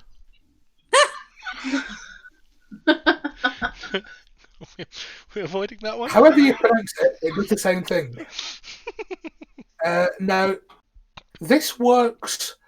This is from the same family of cards as Unity. It doesn't work exactly the same way. What this one says is it gets 1 strength for each installed icebreaker automatically. So rather than its pumping ability getting stronger over time, its starting strength gets stronger over time. Gotcha. So it starts off actually in your hand as strength 0. Once you install it, does the hand strength matter for anything else? No, never. Okay. It's just part of the math. Because it starts off as 0 in your hand. When you install it on its own, it becomes strength 1. Mm-hmm. When you have another card at the side of it, your Cleaver, it becomes strength 2. When you have another card at the side of it, it becomes strength 3, and so on. If you have to pay to pump it, it's quite bad. Paying 3 credits for 2 strength is quite expensive. But hopefully, certainly with the majority of sentries that we'll be encountering, you'll be okay. Sentries generally, do they follow a theme as well? Are they like fairly inactive with pretty low strength, or is there like a in the same way that that this guy's programs seem to follow a I'm rubbish at this and I'm better at that. The difference between ice is that also if it's a sentry, it's generally strong but does very low effects. In ice terms, it's largely about the effect of the subroutines.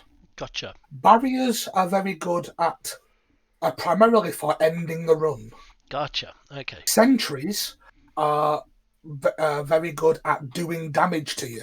Mm-hmm. Code gates are usually somewhere in between the two, just to be awkward. So, excellent.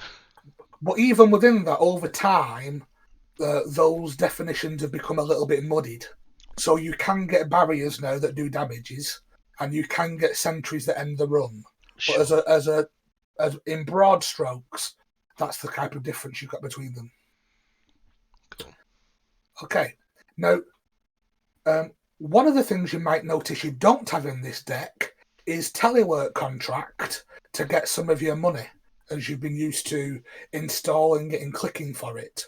That's because the Anarch way of doing things, at least as far as this deck is concerned, is you don't install a resource and click it. You install a virus and watch it grow. And that's Fermenter. Gotcha. So, when you install this program, and when your turn begins, you can place a virus counter on it. Then, at some point, you can spend a click to trash this card. That's what the little bin symbol means. Yeah. And you can gain 2 credits for each virus counter on it.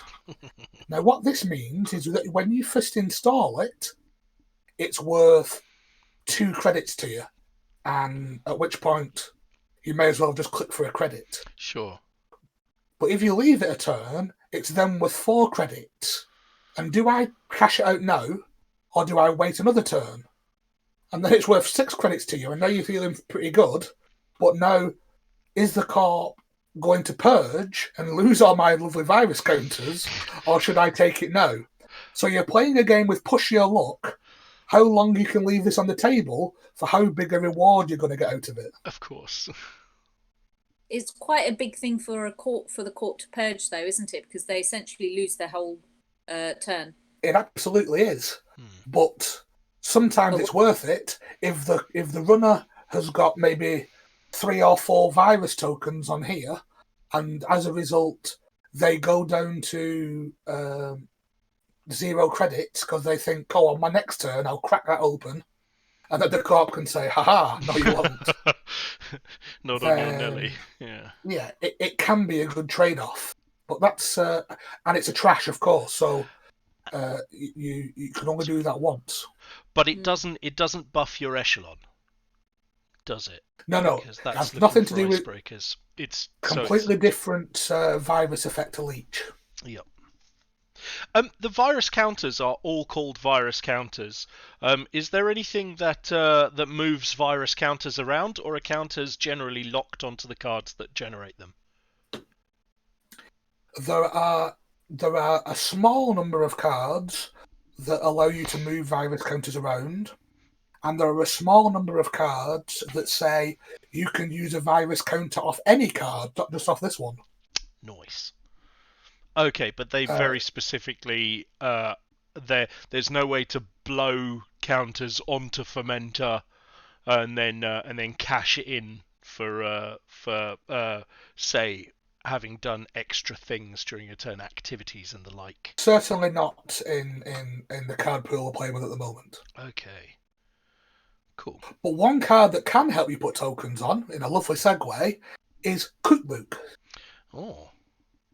Now, Cookbook is in your deck this time in place of Red Team. Mm-hmm. Now, it doesn't do anything like the same thing as Red Team, but where Red Team is a criminal card and focuses on money, Cookbook is an anarch card, so it focuses on viruses. Yeah. And what it says is, every time you install a virus, put a virus counter on it. Cool. So where we've just seen that Fermenter is usually installed with 1 counter on it, if you've got a cookbook down first, you install it with 2 virus counters on it. And that stacks, right? So if I have a couple of cookbooks out and I bring out my Fermenter, it starts with 3? Well, it would do, if not for one of the other new rules that I've got to tell you about, now that we're into the deck building pack. If you look at the title of this card, ahead of Cookbook, it's got a little diamond symbol. Yes. A diamond symbol in the title of a card means you can only have one of these installed at once. Oh, what a rip-off. So, unfortunately, you cannot stack multiple Cookbooks. What an absolute rip-off. Okay, fair enough. Cool. Does Jinteki automatically police that, or is it something we have to remain aware of? It'll do it automatically for you. Okay, thanks. Cool. I think it'll ask you, actually. I think it's one of those things that, do you automatically want to put one of these extra on? And you just say yes. How you now, the last... Evil plans indeed. Yeah, Dash. absolutely. How you meant to formulate evil 9-card jank if you can only have one of each? Rough. Now, I have a question about Regolith mining license. Okay. Okay, sure. And it's something I didn't get to try out and surprise Dave with last time. But Regolith mining license, it says every time you res the card, you put 12 credits on it, yeah? Yeah.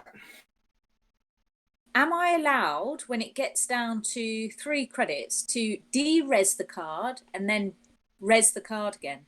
No. Is there any way to de-res cards? Well, yeah. De-resing cards is a very limited ability.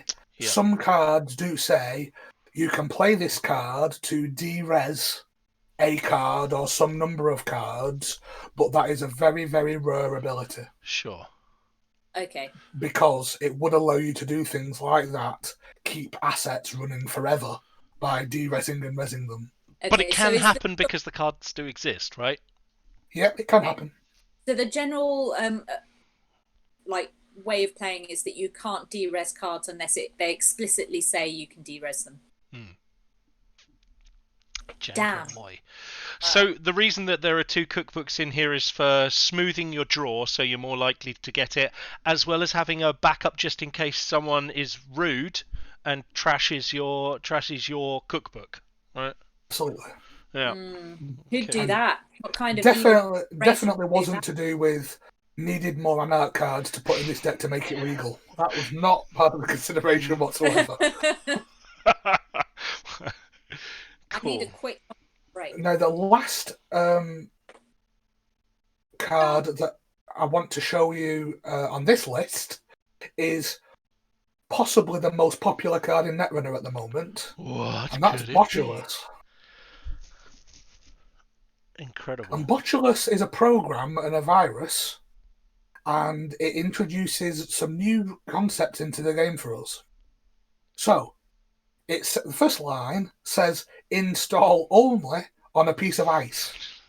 That is, you do not install it in your rig, you install it directly onto a piece of ice in the corpse defences. But it still takes one of your memories to do, right? It does. Your MUs. It's still sort of linked into your computer somehow, even though it lives elsewhere. Mm-hmm. Oh. Then it says, when you install this program, and when your turn begins, in a similar way to Fermenter, place 1 virus counter on this program. And then it says, when you are interacting with the ice, interfacing with the ice now I should say, as it's properly called, you can break a subroutine on the ice by spending a virus counter. So this basically reduces, it reduces the number of subroutines on that ice by 1. Like, as a default, if you had it do nothing and use its hosted virus counter every turn automatically, that ice basically has 1 less subroutine on it permanently. But you can choose not to gun for that and then wipe out the ice for free because it's only going to have 2 or 3 at most, right? Subroutines? Yeah. I mean, you have to spend those virus counters. It's not an infinite supply. Of course. But if this is on a Bran and it has 3 virus counters on it, yep, you spend 3 virus counters and no credits, and you have broken Bran. Sure. And it ticks up without activity as well. Most of the things I've seen so far for viruses before this have been tick up when you make a run, or when you make a run successfully, or when you do something. Whereas this one seems to be just, you know what? Leave it for a minute. It's going to get tonk. Yep. This is pretty strong. So this is, like I say, this is the card that is everywhere. And notice as well, I think you've probably already caught this. This is not an icebreaker. So this doesn't have to match strength with ice to work. This works regardless of the strength of the ice. Yep. Just deletes a piece of ice's defense. That's crackers. It's really good. That's excellent. It's limited in this set because obviously it can only be on 1 piece of ice. Yeah. So it's on 1 piece of ice, it's not on another piece of ice. Sure. And you, at maximum, in this deck, can have 7 programs installed.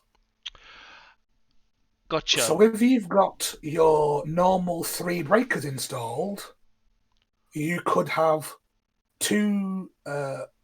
You have to choose between leeches and botuluses and mayflies if you still have them installed, and fermenters. So balancing the memory that you have available is part of the challenge as well. Yeah. So you got to make yourself a little tier list to help with your decision tree as you're doing it. Other than that, all the cards in this list you'll have played with before. Gotcha. So Jailbreak, Overclock, Sure Gamble, etc. There are 7 new cards. Hopefully, well, do you have any questions about any of those cards before we move on? No, just a little bit daunted, actually. No, looking forward to it. You've said that every time we've looked at a new card, so I'm not. But yes, we are looking at obviously some new cards. Now, Dave, you go over to the Corp list, and because Sharon has so far talked about how much she likes blowing things up and using tags and what have you, oh boy, I thought this was a style of deck that we could start with. So this is a Wayland Consortium list, and this identity is called Built to Last. It is a 40 card minimum, so you want to play it 44 cards. It has 15 influence to spend, just like Lou does. And its ability is, whenever you advance a card, if it had no advancement counters on at the time, you gain 2.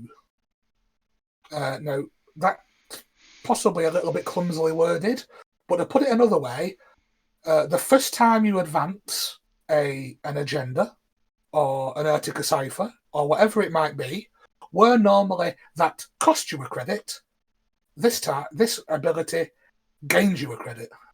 Sure. Like it. So it offsets that cost that that's associated with advancing a card. I always forget the credit cost for advancing a card. I always forget it. I'm aware of the clicks, and I never remember that it costs. Sure. Yeah. Okay, so there's not as many changes in this list. A lot of the cards I've kept the same as the booster deck because they actually fit quite nicely into what Built to Last are trying to do. But there are 5 changes. So one of them is called Above the Law. And this is in each of the different factions within the starters, within Gateway, you get one of these agendas that is limited to 1 per deck. Usually cards are up to 3 per deck, but this is limited to 1 per deck because it's pretty good. Yeah. And this is a 3-2. So, as we've spoken about before, we know normally it's a 3-1 or a 4-2. No, this is a 3-2. Only has to be advanced 3 times to get you 2 points. And when you score it, you trash a resource. Oh, and because you're playing with Wayland Consortium, Built to Last, your first couple of advancements on it are overall, on aggregate, only going to cost you clicks. Which means that to get this to the end goal, it's going to cost you 1 credit total. And 3 clicks. And the runner has maybe got the cookbook in there, thinking they're going to get the viruses stooped up, or they've got the verbal plasticity to draw them new cards, or whatever it might be, and you just say, "Nah, you can't have that. We're sending the lads around. Yeah. They're taking it off you." Nice stuff. Shame if someone busted it. Sure. Okay, then we're going to have a look at upgrades. Gotcha. Now, you've still got Amaze Amusements because because giving people tags is good because then you can use Retribution to go and smash things up. We didn't have influence for Managam Skunkworks here, so we swapped it to the Wayland upgrade, which is called Malapert Data Vault. Now, this does something quite different. You put this in your remote server, and it says, whenever you score an agenda from this server, you may search R&D for one non-agenda card, reveal it to your opponent, and add it to your HQ. Ah. So, as a reward for scoring an agenda, not only do you get the agenda effect, you may also tutor something to your hand. So that could be an economy card that you want to get more money, or it could be a seamless launch because you want to try and chain some agendas together, or you could be struggling to find ice, so you go and find a piece of ice that you'll need to prop up your defences. But on the downside, it does mean that there's one less card in the deck for the runner to interact with by accident instead of hitting an agenda if they run R&D. Yeah. Seems like a pretty heavy downside. Oh, well, I can see it's not your favourite card then, Dave, but this card was perceived to be so powerful that it actually caused another ID to get banned. Oh, wow. Because it was an ID that let you basically tutor for agendas, and this card let you tutor for everything else. So it was deemed if you could have them both together, you would just not be able to stop them doing anything. Yeah, if they pick and choose what they're playing this turn. Thank you very much. Sure. I mean, I have to say, of all the cards, this is the text in italics I like the most. Oh, right, okay. Dark. What, shuffle R&D after searching it? It is. No, sunlight doesn't.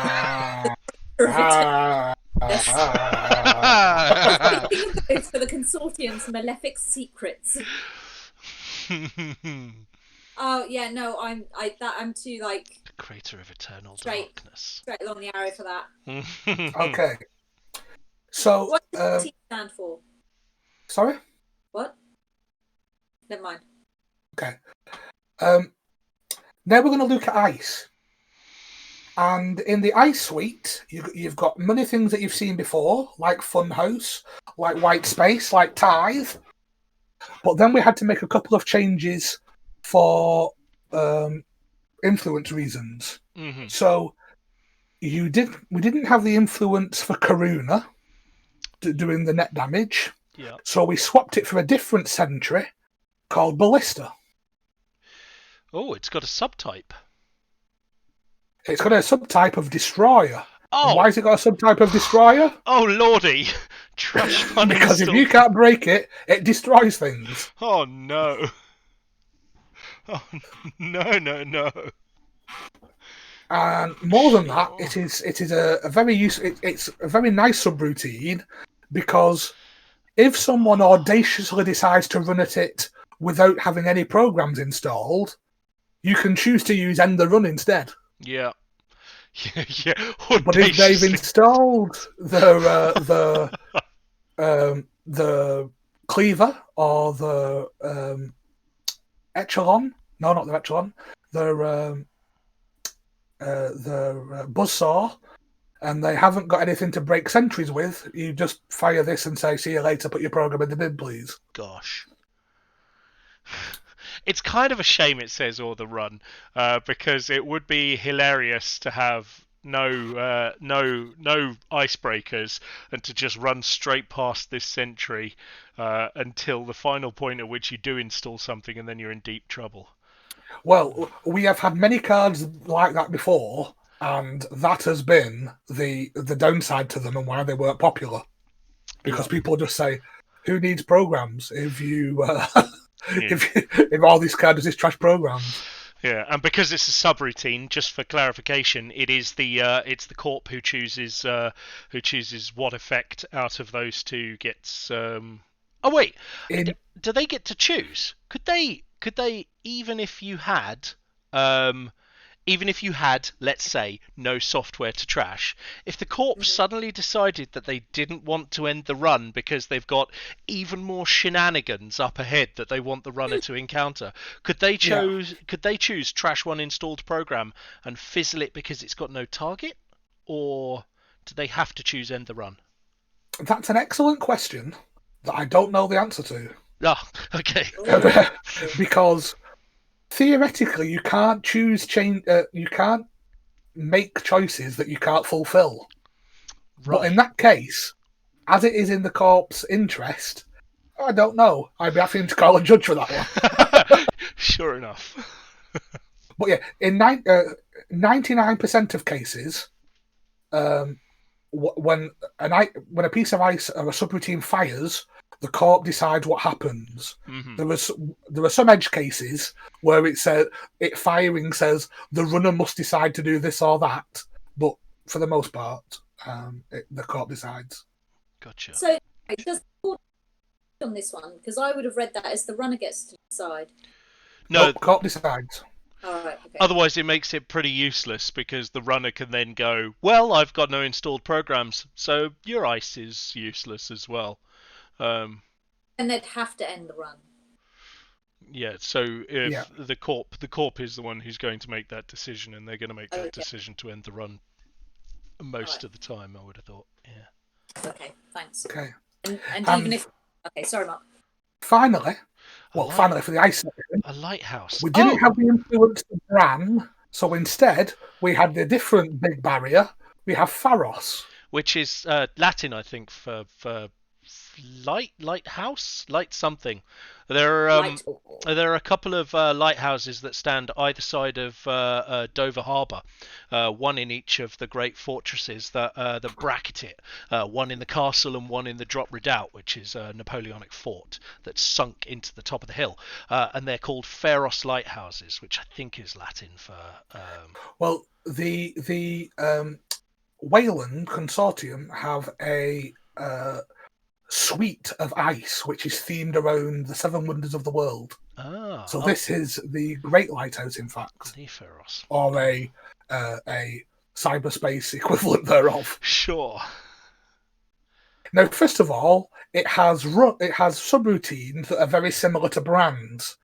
Rather than installing the piece of ice, the first one gives the runner a tag, which is pretty nasty. And then it also has two run subroutines. But this piece of ice also has a different ability. Amazing. Wayland has a whole suite of ice that can be advanced. So just like you can advance an agenda or advance a trap, you can also advance a piece of ice. Which works with their ID ability. Works with their built to last ability, yes. Oh my God. The first time you advance it, you'll actually gain a credit from it. Mm-hmm. And if you advance it 3 times, you then plus 5 strength to it. Which, for those of you who are shaky at maths, means it's strength 10. What? That's ridiculous. Oh, well, I can see why botulism's a necessity. Holy cow. Well, quite, yeah. Holy so cow. It's a big investment. It's 7 to res, which is the most expensive we've seen this far, and you'll need to spend some advancement tokens on it. Yeah. But once you do, it's a big old roadblock. Pray for that sender message, I guess. Oh, absolutely. And finally, before we get back into gameplay, which I'm sure people are very anxious for, we have a card that I think Sharon's going to like.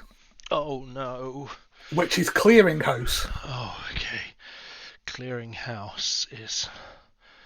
No, this is a trap, kind of, but it's not a trap in the same way Urtica Cypher is. If you can advance this asset and put tokens on it, if the runner comes and accesses it, it doesn't do anything.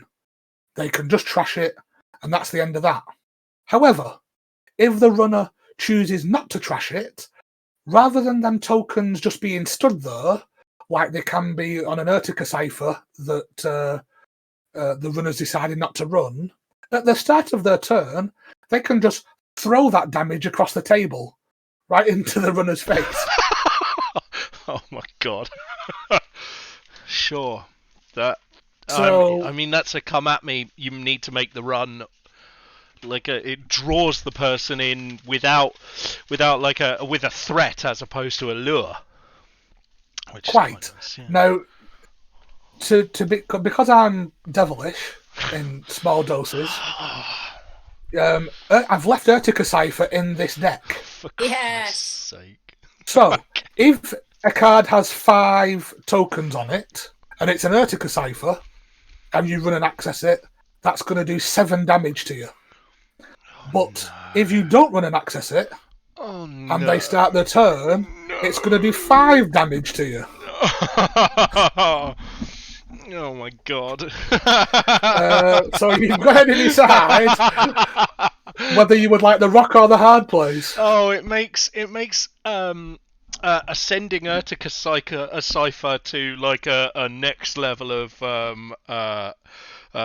advancements like worth doing, because previously you just had to kind of skim it in and pretend like it was an agenda and get it under the line and hope that someone came to steal the thing. So it was greed you were relying on, whereas this one just kicks you in the shins for not going for it, and so Urtica Cipher can sit there and kick you in the shins if you go for it. That's horrible.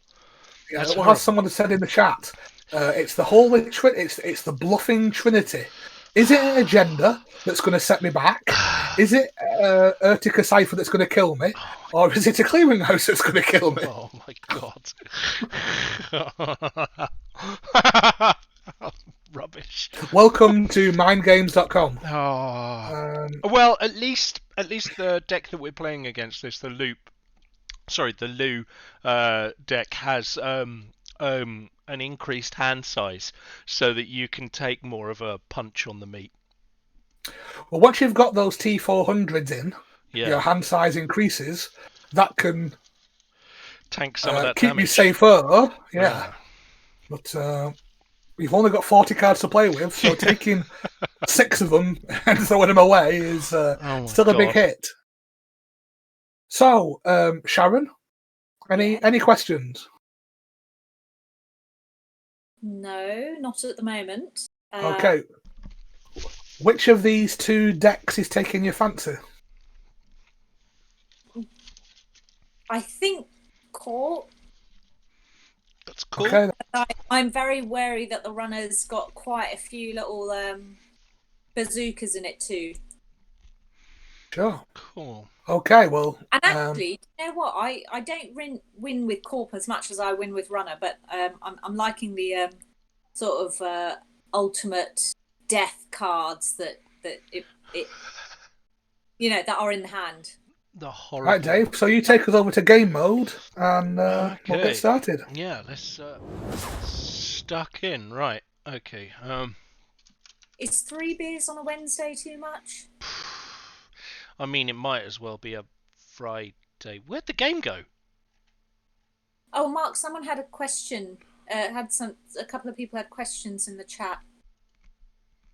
Okay, I think so. We had is the card that chooses the effect on Ballista? Yes, it is. We've answered that. Is there an infiltration in this set that could help with the traps? Unfortunately, there is not. No, infiltration has rotated. Its modern day counterpart is a card called Falsified Credentials, but that isn't in System Gateway. You don't get that until later in the card pool. Also, I think Sarah may need to drop off soon. I think the antibiotics are hitting her hard. Yeah, well, it's fine. Yeah, sorry, chaps. I am sick as a dog, which is an odd analogy because the dog may be very well and I'm not. So I shall expect Sharon to teach me all of these cards at such point when I can focus on the English language, words and consciousness. Of course. And hopefully, finally, be well next week. So good luck, GG's in advance, and smash your opponent. I'm not saying who I'm rooting for, but it's you. You're rooting for Dave, Sarah. I know it. I know. I can't say I don't want to sway anyone. I will watch the replay and mock you, the loser, whoever that is. Thank you. GG's, and I'm off to go and get better. Yeah, get well soon. Okay, right. Now I have to perform what some people refer to as absolute shenanigans. Here we go. Oh, has Mark dropped off? Oh no, there's Mark. His camera's dropped off.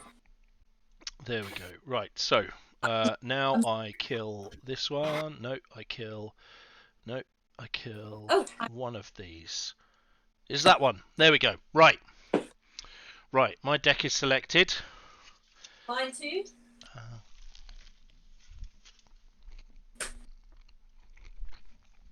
Good luck, Sharon. Oh. Oh. Oh.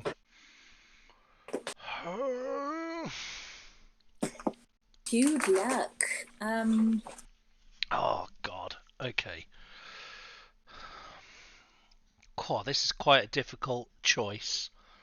But I don't know if I am getting greedy because I'm seeing snacky new toys and thinking that's amazing. So, let's ignore the new toyness of it. It's mulligan, and I think I chose wisely. Okay. Generally, Mark, for a runner, what is a good hand to keep?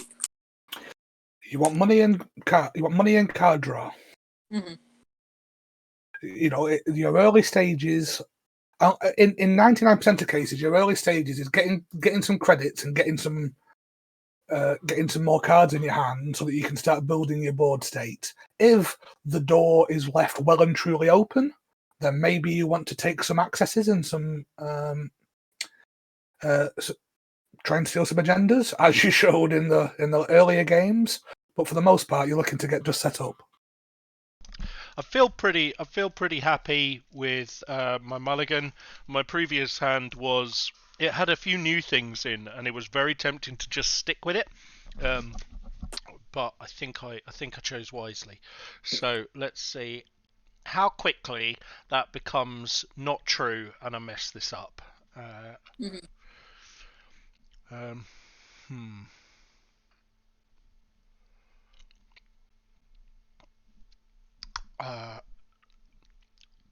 Okay, so let's go. Cool, that feels positive. Then Good one. Let's go straight in with a quick run whilst it's all open a little bit. Jailbreaks are a bad option for an early run. Obviously, cost you nothing, and it also draws you the card, so you're losing no tempo from it, really. And you get to access an extra card. Oh, right.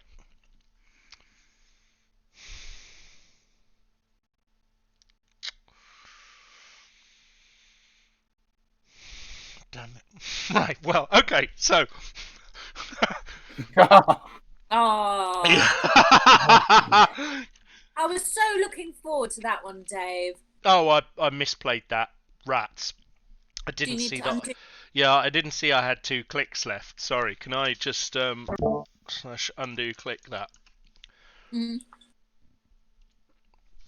Because what I meant to do was gain a credit and then do it. Where'd it go? Oh, there. Boom. Just like that. There we go. Which nets me 1 extra credit in the long run.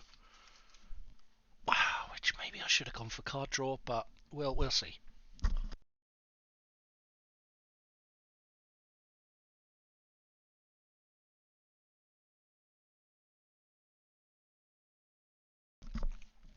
As you said previously, Mark, card draw as your last action is a bit naff if it's a basic card draw.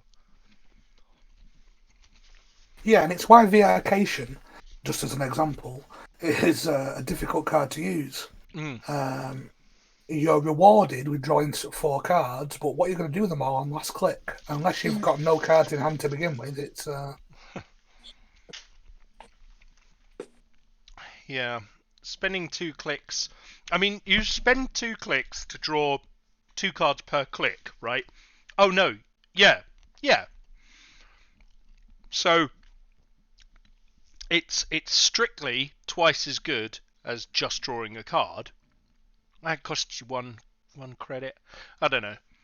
You pay 1 credit to double the efficacy of your clicks, but using it at the end of the turn is that optimal kind of play. Try not to mind game yourself, Dave. That's leave that for the opposition. Yeah, unfortunately, don't ever play yourself is a piece of advice from DJ Khaled that I've never really been able to get on board with. I'm absolutely my own worst enemy every single time. I'm going to go for pay one of those, make a run against R&D. I think. No, do not run against R. Oh, but what? It's open. What if there's an agenda there? Oh, who knows? What if I miss out on an agenda because I'm like, you know what? It would be more efficient if I gave myself an extra credit a turn for 3 turns. Welcome to Netrunner. Here we go. There we go. End the turn. Peace. Dave. Now I'm just gonna pop you out there. Yep. I mean, my free runs on that should have been over. I made my peace with my decisions. Oh my god, a government subsidy already. Double government subsidied. Just to be clear. God. Okay. That's a lot of credits. Sure is. Right. So. I'm going to get all the credits and see if I can get to 30.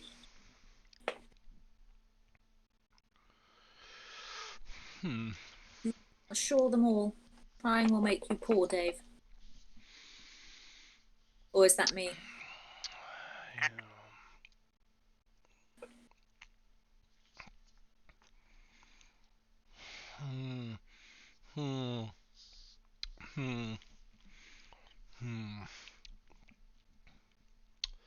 Are you building your money up?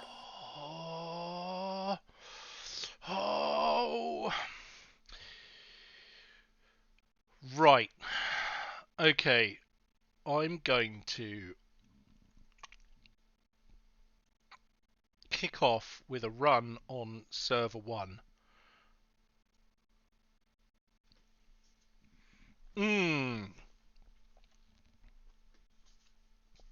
Okay. Strength 4.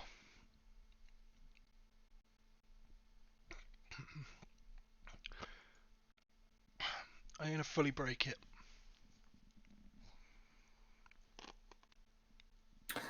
I mean, the credit perfect accesses that you two keep getting between you are just ridiculous.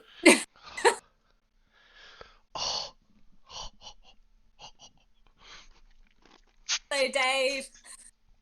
Oh my god, there's the Pharos. Oh my god!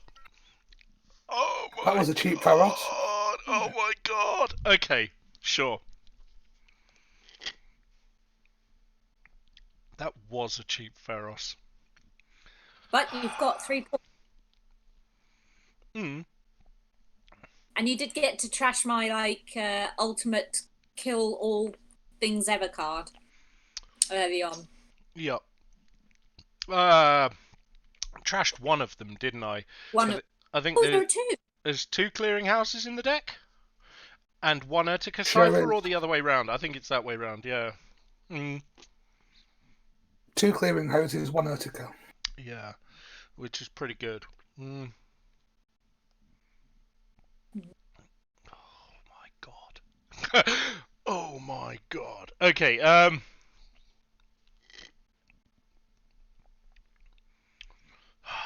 This is really tough. Right. If I gain a credit, load this for future turns, so I don't have to worry too much about it. Bang one of these out. End my turn. Sharon, it's your go. Good luck. You just for it. Okay.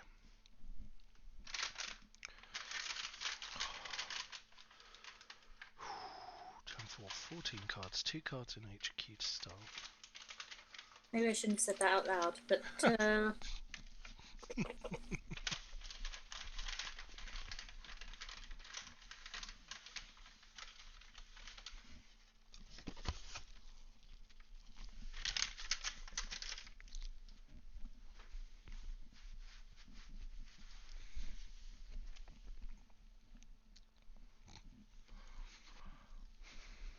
One habit you both want to try and get into is thinking about your turn, what you want to do, and if you're going to draw, do that first. And I know you don't always know that you're going to draw, but drawing first gives you maximum possible information to work with. Yeah. No, there's no punitive. Is in system update. We're just playing with Gateway at the minute. is that a card? Yeah, there is an infamous card, if you like, punitive counterstrike. But we're a couple of weeks off getting to that yet.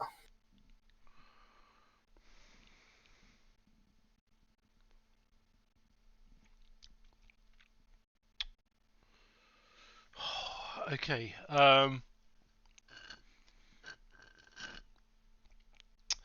So it's a lot of barriers so far. That you can see. Correct. Yes. Yep. It's a lot of barriers. In fact, barriers is part of Wayland's colour pie. That's. Is that so? I mean, that's probably less true now than it's ever been. But yeah, back in the olden days, Wayland with a barriers faction, NBN with a sentries faction, and Jinteki with a code gates faction. Sharon, please. Well,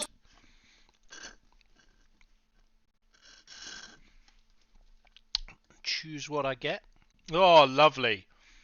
I know. I should have gone for money, but excellent. Well, what I'll do then is a bit of this and a bit of that to get my hand down to my maximum hand size. Oh, blast. Lush. Oh yeah, that memory diamond doing some great work. Oh yeah, it's really helping out. Why do I now have an option to click mandatory draw? Because you have something in the remote that you might want to do before your mandatory draw. So it's asking you to confirm whether you want to move on to your mandatory draw yet. Oh right. Oh, I see. Wow, that leaked information, right? Does it do that if there's an agenda there? I guess it doesn't. I couldn't possibly comment. Interesting. Worth it. You can see the built to last ability fire in there though. So the one there was no advancements on the card, it gave 2 credits back. Yep. But then obviously then your subsequent advancements do nothing. Well, cost as normal. Yeah. Like it. Oh, gross! Clearinghouse, you can res before your turn. In the space in between turns, you can res it in order to fling the damage at the person at the start of your turn. That is indeed how it works. Got it. Okay, got it. Cool. The timing on that is interesting. Okay,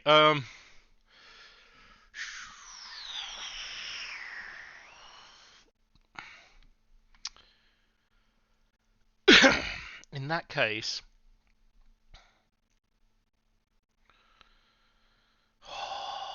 right, let's get this out.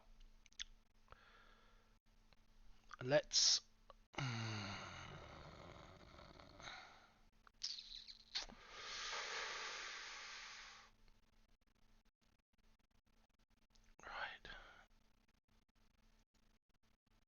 let's host that.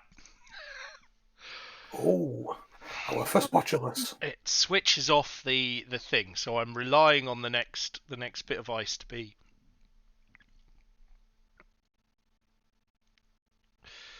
Okay, here we go. I'm praying that it's a sentry. A little bit. It is a code gate. Of course, it's a code gate. Why would it be a sentry? It's never a sentry, is it? It's never a sentry. Why would it be a sentry? Okay, sure. Sure. If it's any consolation, I'm just going to take 2 flipping tags. it's a sentry that doesn't stop the run. Yeah. It's a code gate that doesn't stop the run, I should say. Yep. With the leech on Palisade, you still have to. Oh, you know what? I can pay 4. Oh. So I've got to remove your. I assume I do that as I approach it, or when I'm interfacing with it. When you get up to it, yeah. Do I need to do anything here, like continue to encounter ice? No, yes, you need to continue to encounter ice, and then Dave needs to decide. First of all, there is taking the encounter tag. It missed out the Funhouse second tag. Did you fire all unbroken subroutines? No, you didn't tell me to. Oh, yes, you did. Oh, I did, sorry. yeah. Undo. Sorry, I missed that. You don't need to undo click, I don't think. If you click on Funhouse, I think you can fire it manually. Okay, there we go. Right, cool. I'm paying for it. Okay. Continue to encounter ice. Are you sure you want to pay for it, Dave? Well, oh no. I can't trash without cash. Shall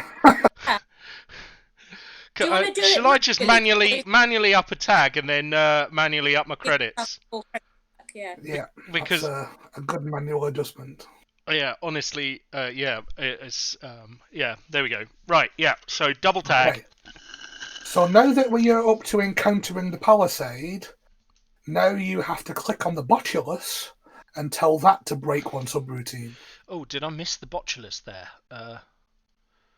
There we go. Hosted virus. Break one subroutine. Oh, did it do it? No, that's yeah. You're not on the Botulus though. There we go. I'm not encountering the ice yet.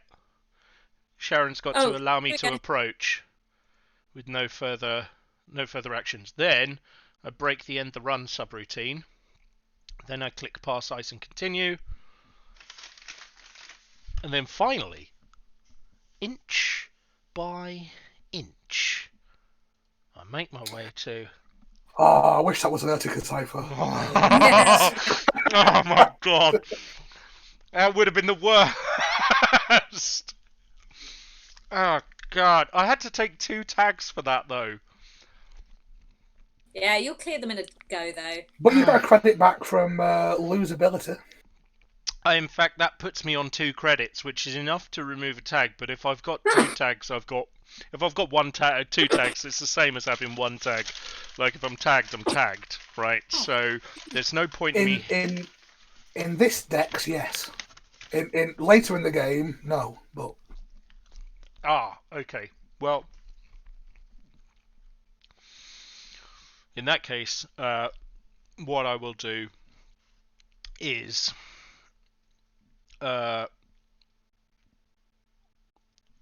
use my click to crack that out, so I don't have to worry about it next turn. Sharon? I am here. Just because I'm a bitter person. wow, that is bitter. Oh.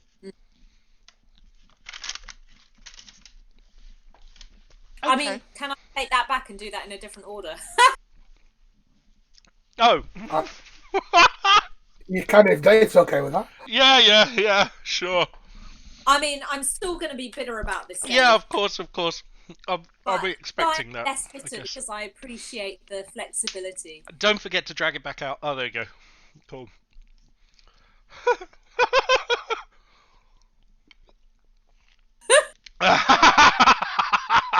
For fuck's sake. Need to get the money in. Pardon my French. Right, okay. Yep, I took the tag. Yep. Okay, right. So.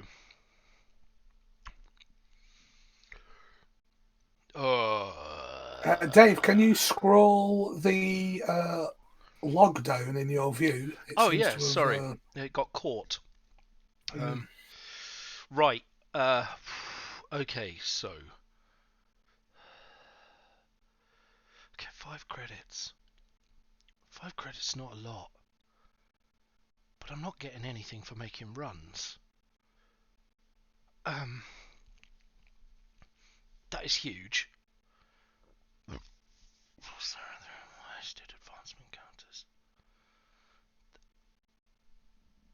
But I can't get past it. I don't have a barrier breaker. I think you can safely rule out running HQ for the time being. But I really want to. You might as well, Dave. Okay, you know what? Here we go.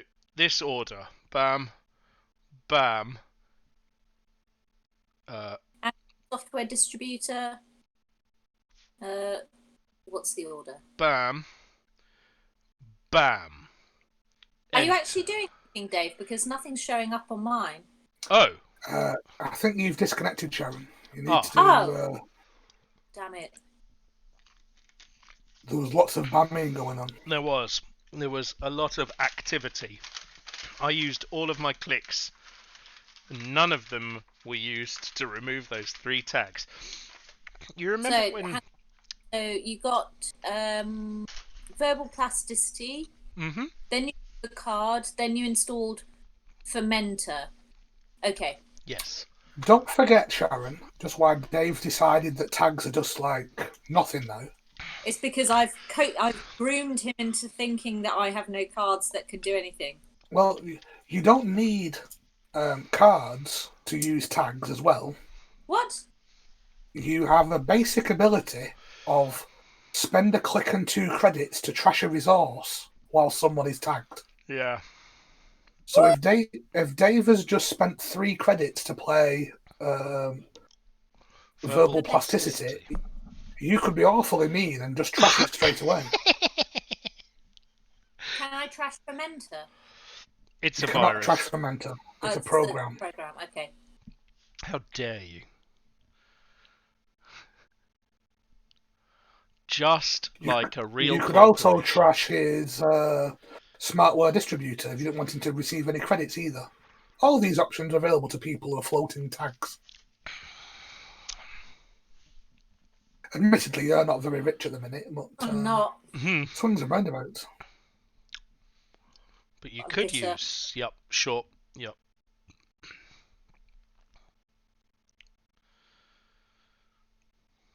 Oh my. So, get a bit of money in. Okay. Okay.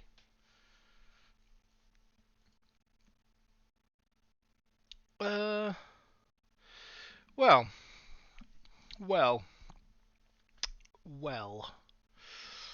Let's have a look-see.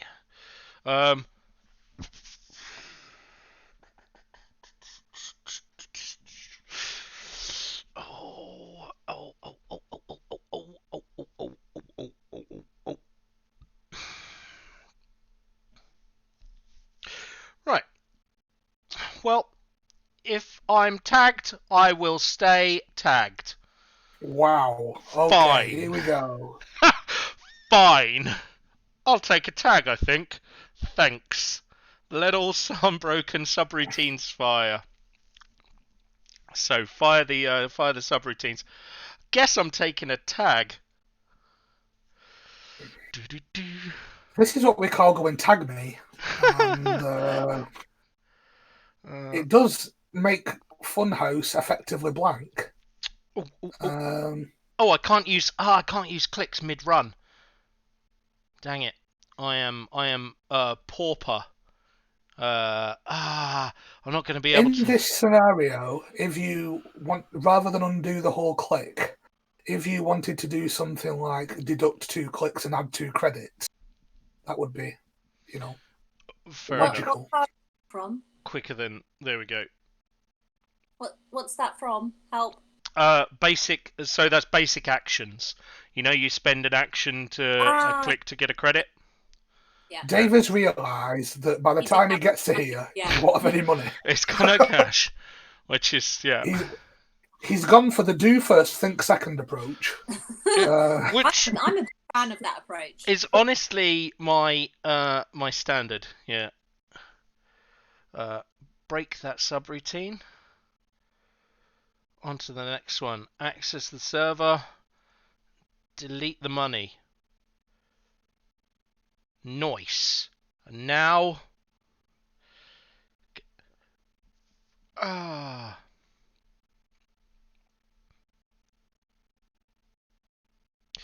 You know what? It's almost pointless.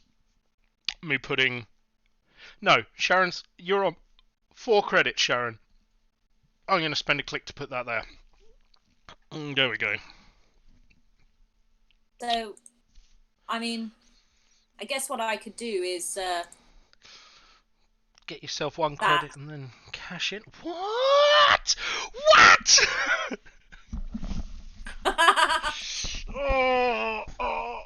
Oh my god. Okay, yeah, sure. Sure. Oh man. Okay. So, funny story. Do it again, Dave. Do it again. Gain credit.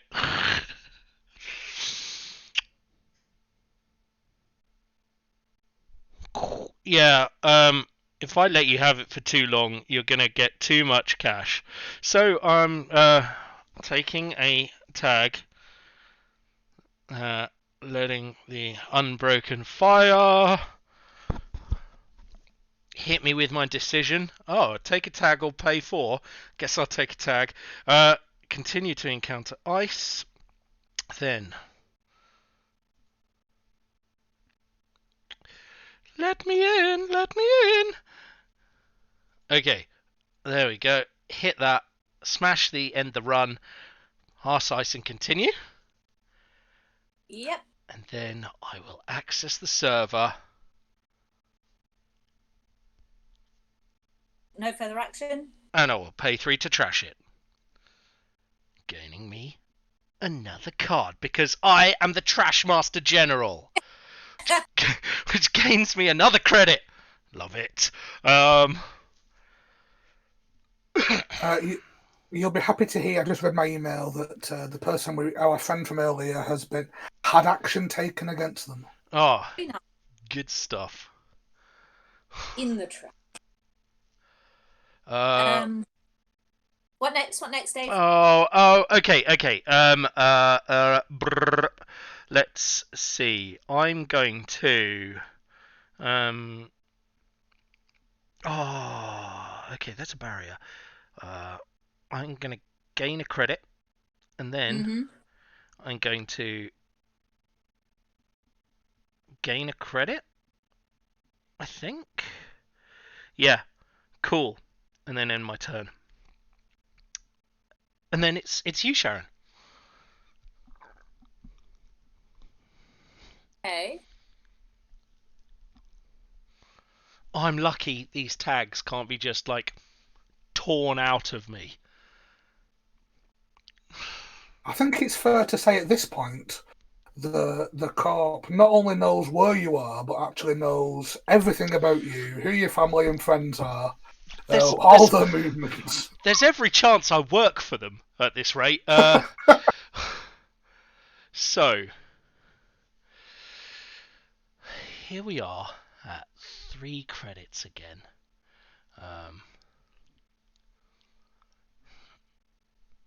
Oh, that's so expensive. What the heck? It's so expensive. I mean, what is it even? I mean, but your voice suggests that it's not too expensive. Right. If I doing a gritty do.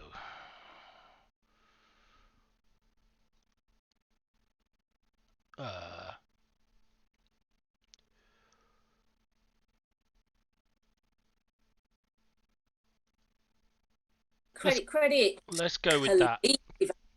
What does Cleaver do? That's barriers.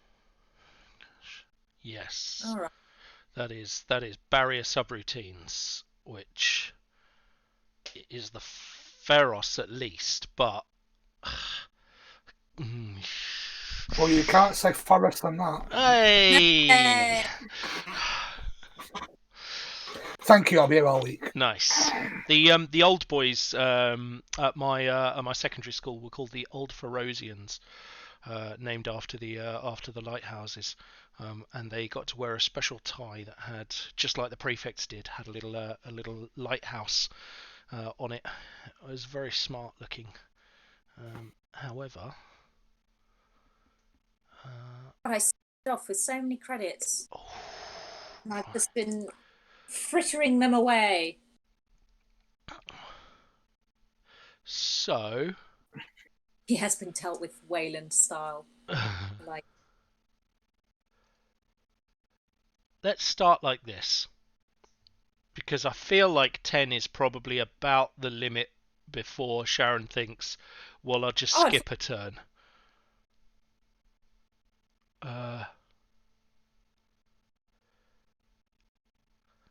Then that is a barrier. However, that's a barrier.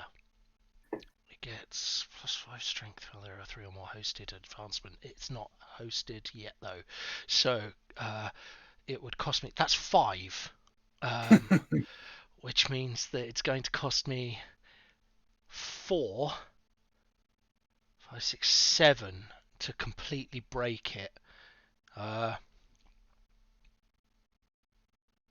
Which seems like a pretty good price, I'm going to be honest with you. which one? The Ferris. Wow. Okay. Yeah. I mean, 6. Did I miscount that? Oh, barrier destroys 2 at a go. I always do that. Right, there we go. oh, what? You've done it, yeah? I fully broke it. Yep. Access the server. I mean, happy for me, really. I mean, yeah, that seems like a worthwhile. Yeah, yeah. Okay, so Just got it, Dave. I just then I'm going to do this and do this because trashing is super important. Money. Then I end my turn. Okay. I've spanked server 1 so much that I'm going to take a risk and say this is the Urtica Cipher. Because it's in there. We're 10 cards down in the archives, 23 left. But we've seen two of the shenanigans already. So what are the chances that shenanigans number 3 came out? Well, actually, it's about 1 in 27. So, yeah. This is. Back to you, Dave. But you haven't advanced it yet, and you get to advance junk for basically just clicks. No, you have to pay a credit. No, your identity means that the first time you advance a card, if it had no advancement counters on it, you get 2 credits, which means the first 2 times you advance a card, it costs you basically nothing, except the clicks. Yeah. Oh, never mind. But I'll remember that next time. Yeah. Well, okay. This click gaining there, pointless. Credit gaining, yeah. Funny story. Wow, going for the big Pharos again. Why did you advance it? Okay. Match and break. Dave, you only have 3 credits. Yeah, I matched and broke it. I'm chancing my arm that you have stuff that I can steal as opposed to stuff that I can trash. A second Pharos, eh? Interesting. I'm paying 3 credits to trash that. I'm absolutely paying to trash that. Yes, because the last thing you want to get is any tags. Yeah. And then I thought, Look, let's at think some like point, at some point, I'm going to pay a lot of money to clean my clock. I think. Sure. Potentially. Just 14 credits to clear those tags now. Yeah. Oh God. Yeah. You make a good point. That's a good start, though. Getting those 2 credits in. Getting that 1 credit there. Yep. You haven't had your what are the government subsidy equivalent cards, Mark, for a runner? I've had one of the little ones so far. No, I've had both of them. I've had two sure gambles. Oh, right, okay. I don't have any bigger than that, do I? I don't think I do. No, so the runner econ options are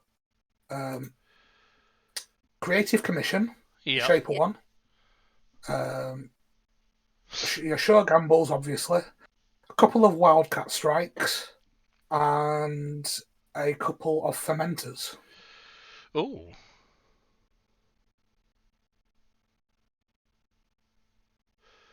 Okay. Nice. Sure. And the smart word distributors that you used to have. Yep. Do you remember those smartware distributors? Sure. Okay. So. Hang on, I'm just going to try and close a prompt. That didn't work. Never mind. Let's draw a card. Oh boy. Let's get some money. Oh, Dave, did someone do something to your smartware distributor? It's okay. It was only 1 credit every turn for 3 turns. It is fine. To be fair, I've been using the rest of my resources as ablative armor, because now they just sit in my hand, and if I ever take any net damage, I'm not super fussed about it. Cool. Res an installed piece of ice for free.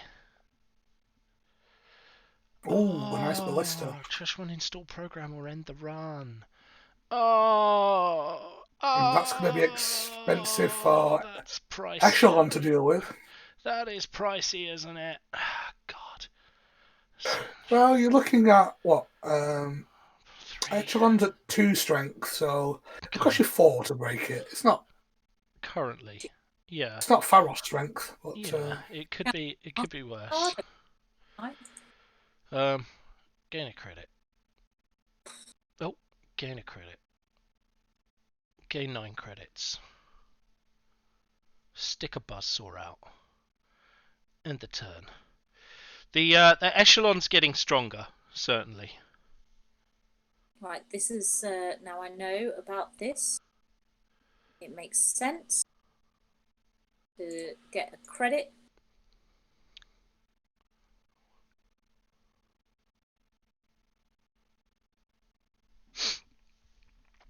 Now, what you can also do, Sharon, because yours were... Yeah. Well, the difference, or one of the differences, obviously, between yours and Dave's ability is Dave's only works once per turn.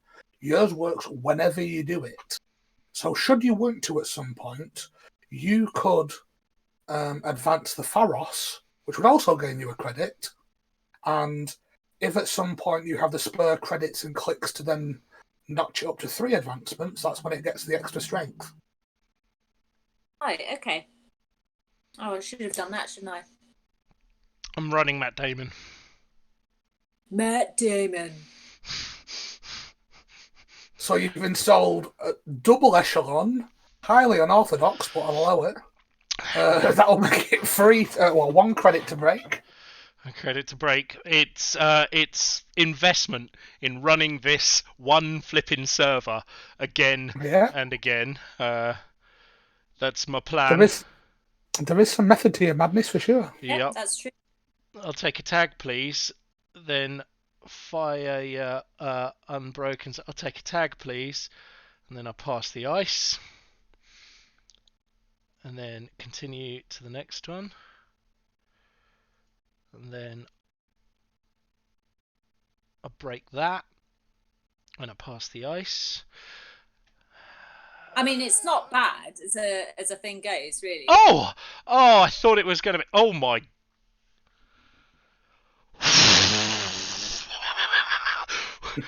What is that? I don't remember orbital superiority being that painful before. Oh, yeah, because before I've never been this tagged before seeing it. So Yeah. in the past I've managed my tags and I haven't cared about that sort of shenanigans. So, okay, it's your go then, Sharon. Good luck. Oh. Oh, what's this? Why am I not able to do anything? Oh. Is it because you just got hacked? Or do you need to refresh? Oh no, okay, you're good. No, there we go. That's 1, 2, done. Right. Okay, so here's what I want to do. I'm going to gain 1 credit just in case. There's not. Wait, is there anything that costs 4 to trash in that deck, or is it all 3s and low? I think there's a 4, isn't there? A 4 cost in there?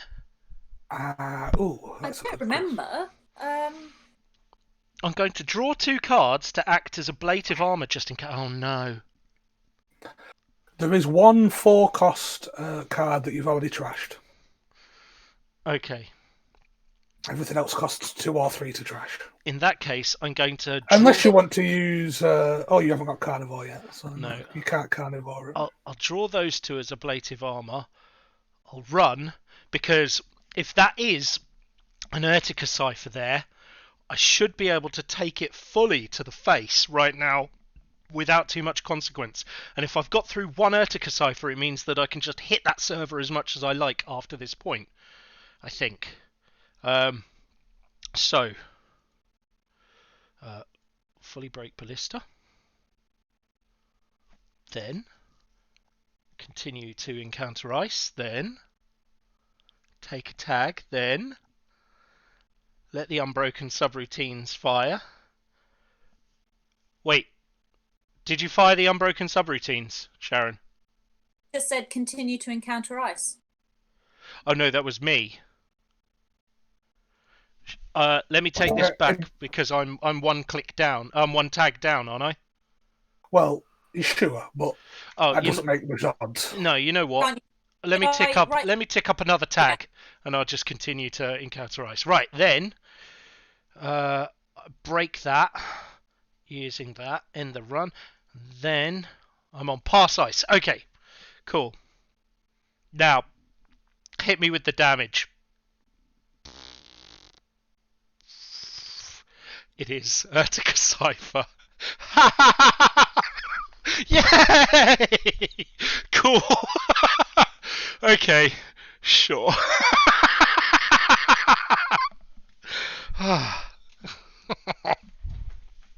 What's this? Okay.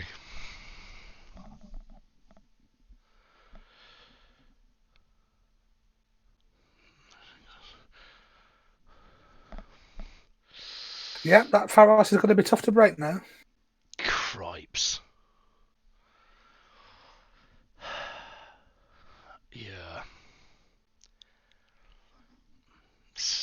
So your hand is reasonably safe, I'd guess. Right, so the Pharos is a 10, and it's a barrier, and it's got 3 things to trash. Fortunately, my barrier breaker trashes 2 at a time, which means that it's only going to cost 2 to eventually trash that. But to get that up there, it costs... Oh my god. 14? 14. So that's 16. If I 16 want to break entirely. to match and break it entirely. 16. Although, obviously, I'm not going to be doing that. It's going to cost me 15 because I'll take the tag. Oh, true enough. Just thinking, there's nothing I can break in Dave's area at the moment, is there? Nothing, no. There's just like literally no point. Yeah. There is no... You could, with your basic action card, you can only trash resources. To trash anything else, you would need a card ability. Are you ready? Yeah. Here we go.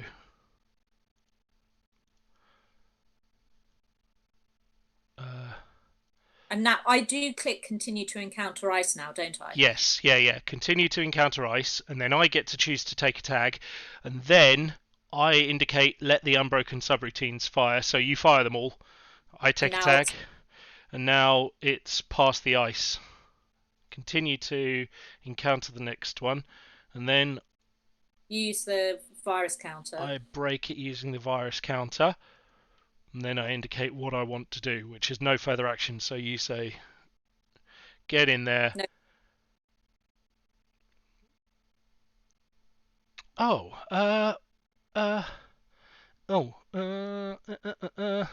Money? No. I'm the only poor boy here. Thank you. There we go. Who's still capable of functioning despite being an absolute pauper.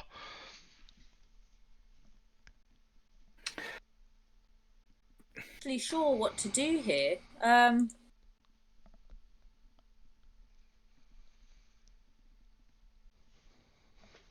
guess that's the only thing really to. Oh, interesting. Okay. I mean, I can't afford to put it out or to res it, so. Understandably. So I need to gain a credit.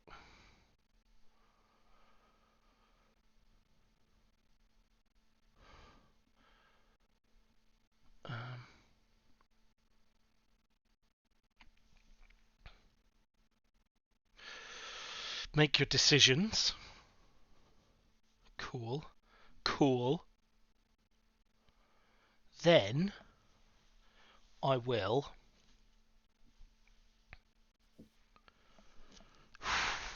gain a credit.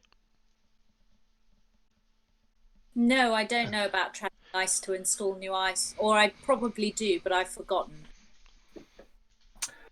If I trash this Palisade on server 1, does the virus go with it? Yes. Oh. Do you have to replace it with new ice? You have to be installing a new piece of ice at the time. So if you wanted to install a new piece of ice on server 1, you have the option of trashing all those 3 pieces of ice should you wish to. So I'd have to trash all 3 pieces of ice to install a new ice there? No. You could install one right on the outside of it, and that would cost you 3 credits like it would do any other time. But I think what the point is if Funhouse is doing nothing, then if you were to install a new piece of ice, you may as well trash the Funhouse. Why can't I trash the Palisade? You can trash the Palisade too if you want to. But I still then have to install the next piece of ice on the outside. The ice you're installing always has to go on the outside, apart from in very, very special circumstances. Does it cost me an action to trash an ice? No, it's just done as part of the install. Okay. I mean, that's pointless anyway. It's just wasting time, isn't it? Wait, you do it as part of the install, but is the cost 4 to install? Because it would be at position 4. No, the trashing it happens instantaneously.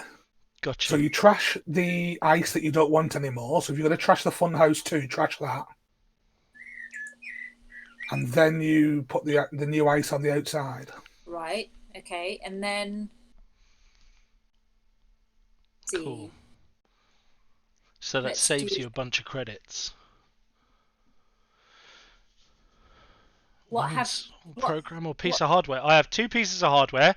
Everything I have down is programs and hardware here. Yeah. Every piece of that is a program or a hardware. Oh, I've got 2 things to Oh. destroy sentries, so that's unfortunate. But I've only got 1 thing that destroys barriers and 1 thing that destroys code gates. But I've also started to accrue money with the fermenter, and Yeah. I've also got these +1 maximum hand size, +1 memory things. Unfortunately, I've got 1 floating MU, so trashing my memory diamond won't reduce my my memory so that I can no longer have these installed programs. But Yeah, but 'cause that was because you destroyed Botulus. Yeah. So I was thinking about trashing Echelon, even though you've got 2 echelons, just because. But there's no point in doing that, is there? There is. It reduces the strength of my remaining echelon. It reduces the strength of your remaining echelon, and if you were to draw another copy of Retribution, you could then remove his other echelon. For sure. If you think you've got that enough time to do that. The other option would be I would probably say to trash Buzzsaw, but Echelon seems fine. I did it the wrong way round. I've sort of scuppered myself on the credits again. Ah, well, that's... Oh, well. You live and learn. Yeah, that's part of planning your turn, but that's okay. I mean, I planned it, but then I forgot. Well, remembering the plan is part of planning your turn. I just got really excited about the trashing ice. Yeah. I mean, it's absolutely staggering that you've got to this stage in the game and that's the first Retribution you've got. I know. The real bloody thing, that. How many are there? Just 2? Well, you start off with 44 cards and there's 15 left and 3 of them are Retributions. Well, that will be fun, won't it? That bloody time. Well, if you can draw into those Retributions now, you can significantly upset Dave's hand. I mean, that would be... Sure. What Dave has done is clever, though, because he's put that Botulus on the Pharos now. Now, when that gets up to 3, or up to 2, in fact, if he's going tag me, so basically his next turn, he can run through that for free. However, unless I advance it? You can't advance it anymore. Well, you can advance it, won't do anything, though. Right, okay, so I guess what I would need to do is... Retribution can get rid of the Botulus, though, can't it? Because Botulus is a program. I'd have to get rid of Pharos at the same time. No. Retribution says for 1 credit and one click to play it, trash 1 installed program or piece of hardware. Play only if the runner is tagged. I am very tagged, which means that if you were going to install more ice on HQ, I would just leave it on the outside and leave Pharos where it is for the cost of saving you a credit. Yeah.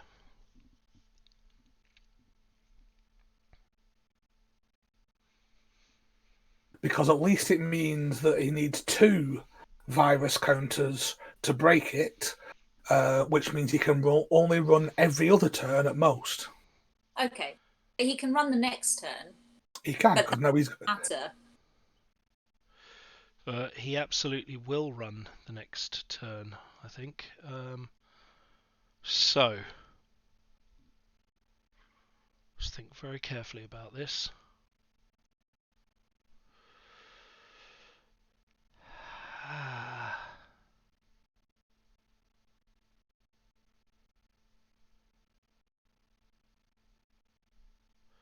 Gain credit twice.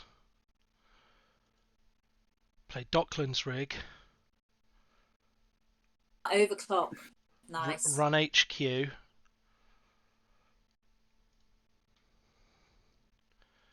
Then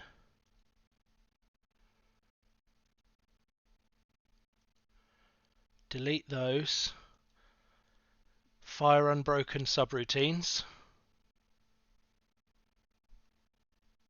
Took 1 tag. Then access the server. Yeah, good game, Dave. Well played. I mean, there was nowhere I could really go after you decided you didn't care about the tags, because cards that could let me do anything with the tags. Yeah, fortunately, it was really lucky for me that your retributions were that far down, because it just enabled me to keep running that server for 1 credit total. And that's insane. But that's that was a really good way of playing it. Yeah, I can only imagine that your other option was to go sideways, but looking at the amount of ice that you've put out, you didn't have any ice either, right? No, I didn't. And actually, if I'd remembered about trashing that ice sooner, I would have, because I had 2 Pharos cards in my hand for such a long time. And I was like, there's no point me putting these out, because I'm going to waste like 3 or 4 credits first just putting it at the end of the deck. But there's nothing wrong with you going like to server 2, and starting up a fresh one. Yeah, I should have. Yeah, and it I mean, you absolutely can do that. There's no rules against it, and some people do play like that.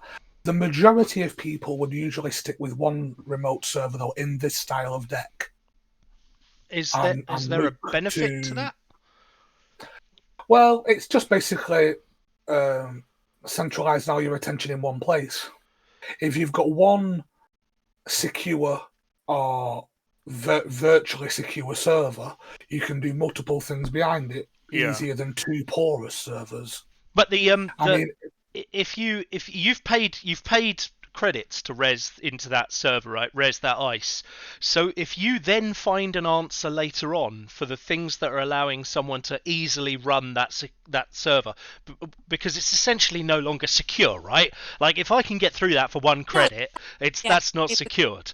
But if you can then find something that deletes the botulism, for instance, like the Trasher program, and then you find a way to delete the software that's allowing me through on the cheap, the server's got 3 pieces of kit there, and you might as well keep it there and just go one sideways.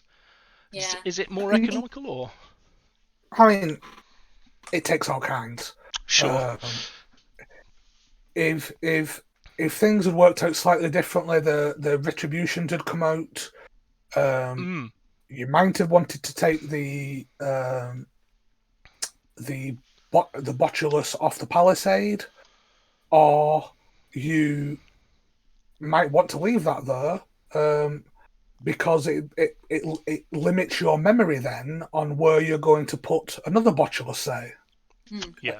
Why it was good that we got rid of that one off the remote to improve the security of the remote. You had an easy choice then when you drew the next botulus that you could put it on HQ. Yeah, for sure. But then I your echelon, so that freed up more space, didn't it? I mean, the absolutely defining part of this game is not finding any no retributions retributions earlier. Yeah. At the very least, that should have.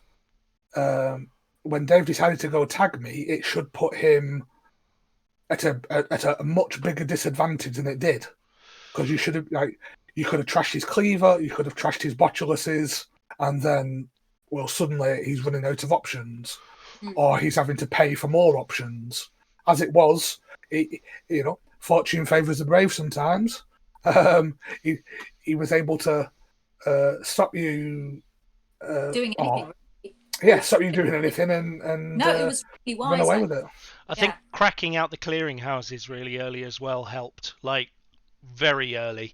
The first one was trashed without ever seeing it from R&D, or I think it was from R&D, and the second one it had points on it. It was ready to go, but it was. But you could get through those ice so quickly. And it was a healthy gamble, right? I had enough cards in hand that I wasn't super worried about losing. That if I had come up against an Urtica Cipher, I could have paid to get rid of that, and that would have been that dealt with. And then and then it just tells you what's happening next, which is cool. I think One of the things you did, Sharon, early on. Was you had a couple of regoliths in hand, and I just wasted them, didn't I? Yeah, you kind of installed them either on last click or on second click, which meant you were only getting 1 credit of profit from them. Yeah. And then Dave was running through and trashing them. Now, if you were really low on credits like you were at that time, you could have gone install res click, and you make 5 credits profit guaranteed. Yeah. No, I wasn't very on it with the order that I was playing cards, because there were a few times when I should have used hedge fund or something right at the start of the turn, and then I wasn't wasting clicks trying to get credits to then use hedge fund the next turn. Yeah, exactly that. It just comes with practice, though, and you get, you kick yourself so many times, and then you end up remembering. It was fun being though. I did enjoy trashing your assets. Oh my god! I started keeping the assets in hand just because I knew there was an Urtica cipher. I only ever had one. Like I never got a bunch of them, but I kept one of the draw 2 cards when you do a basic action cards. I kept that in hand because I knew that if I put it out, verbal plasticity. I knew if I put it out, you would have gone. You were going to. I was like, there's nothing else I can bloody do. No, going for it. You would have paid 2 credits and paid your click and killed it, and it costs me a click to put it down and 3 credits to put it down. So like you're getting bank out of that basically. So I just left it in hand because I knew there was an Urtica cipher coming up that I would run straight into. I think my goal was to run as fast as possible because Rene Arsamont looks like a really violent person who really benefits from running as many times as you can. Absolutely. Which is cool. Now we are over 3.5 hours. Oh, geez. We want to do a quick play, switch around. Can you deal with that, Mark? Can you deal with the amateur gameplay that you're watching between Dave and I? As we're at 3.5 hours, we should probably close the stream down because people are probably going to be getting quite tired of putting up with us. But after that, we can play some for sure. Yeah, that seems reasonable. I mean, you get less of murder these days than. And it will all be great. Okay, so we'll do a quick wrap up then on that note. So we've had a look at ID abilities now, and we've talked a lot about how influence works, and we've also seen a few cards that we can put into these decks. Next week, we don't need to tell you about how IDs work, which is ideal because that'll save some time. But we'll have a couple other IDs to look at, so you can get a different flavour how some of the different factions work, and we'll also have a few new cards to look at. So we're getting to grips more and more with these. I think it's 68 different cards in total. We won't look at them all next week, but we'll look at a few more and we'll build it up from there. Cripes, cool. So thanks very much to the 11 people who have stuck with us right through to the end. And also for the tips that you've given. Absolutely. And we'll hopefully see you next week. Yeah. Good night.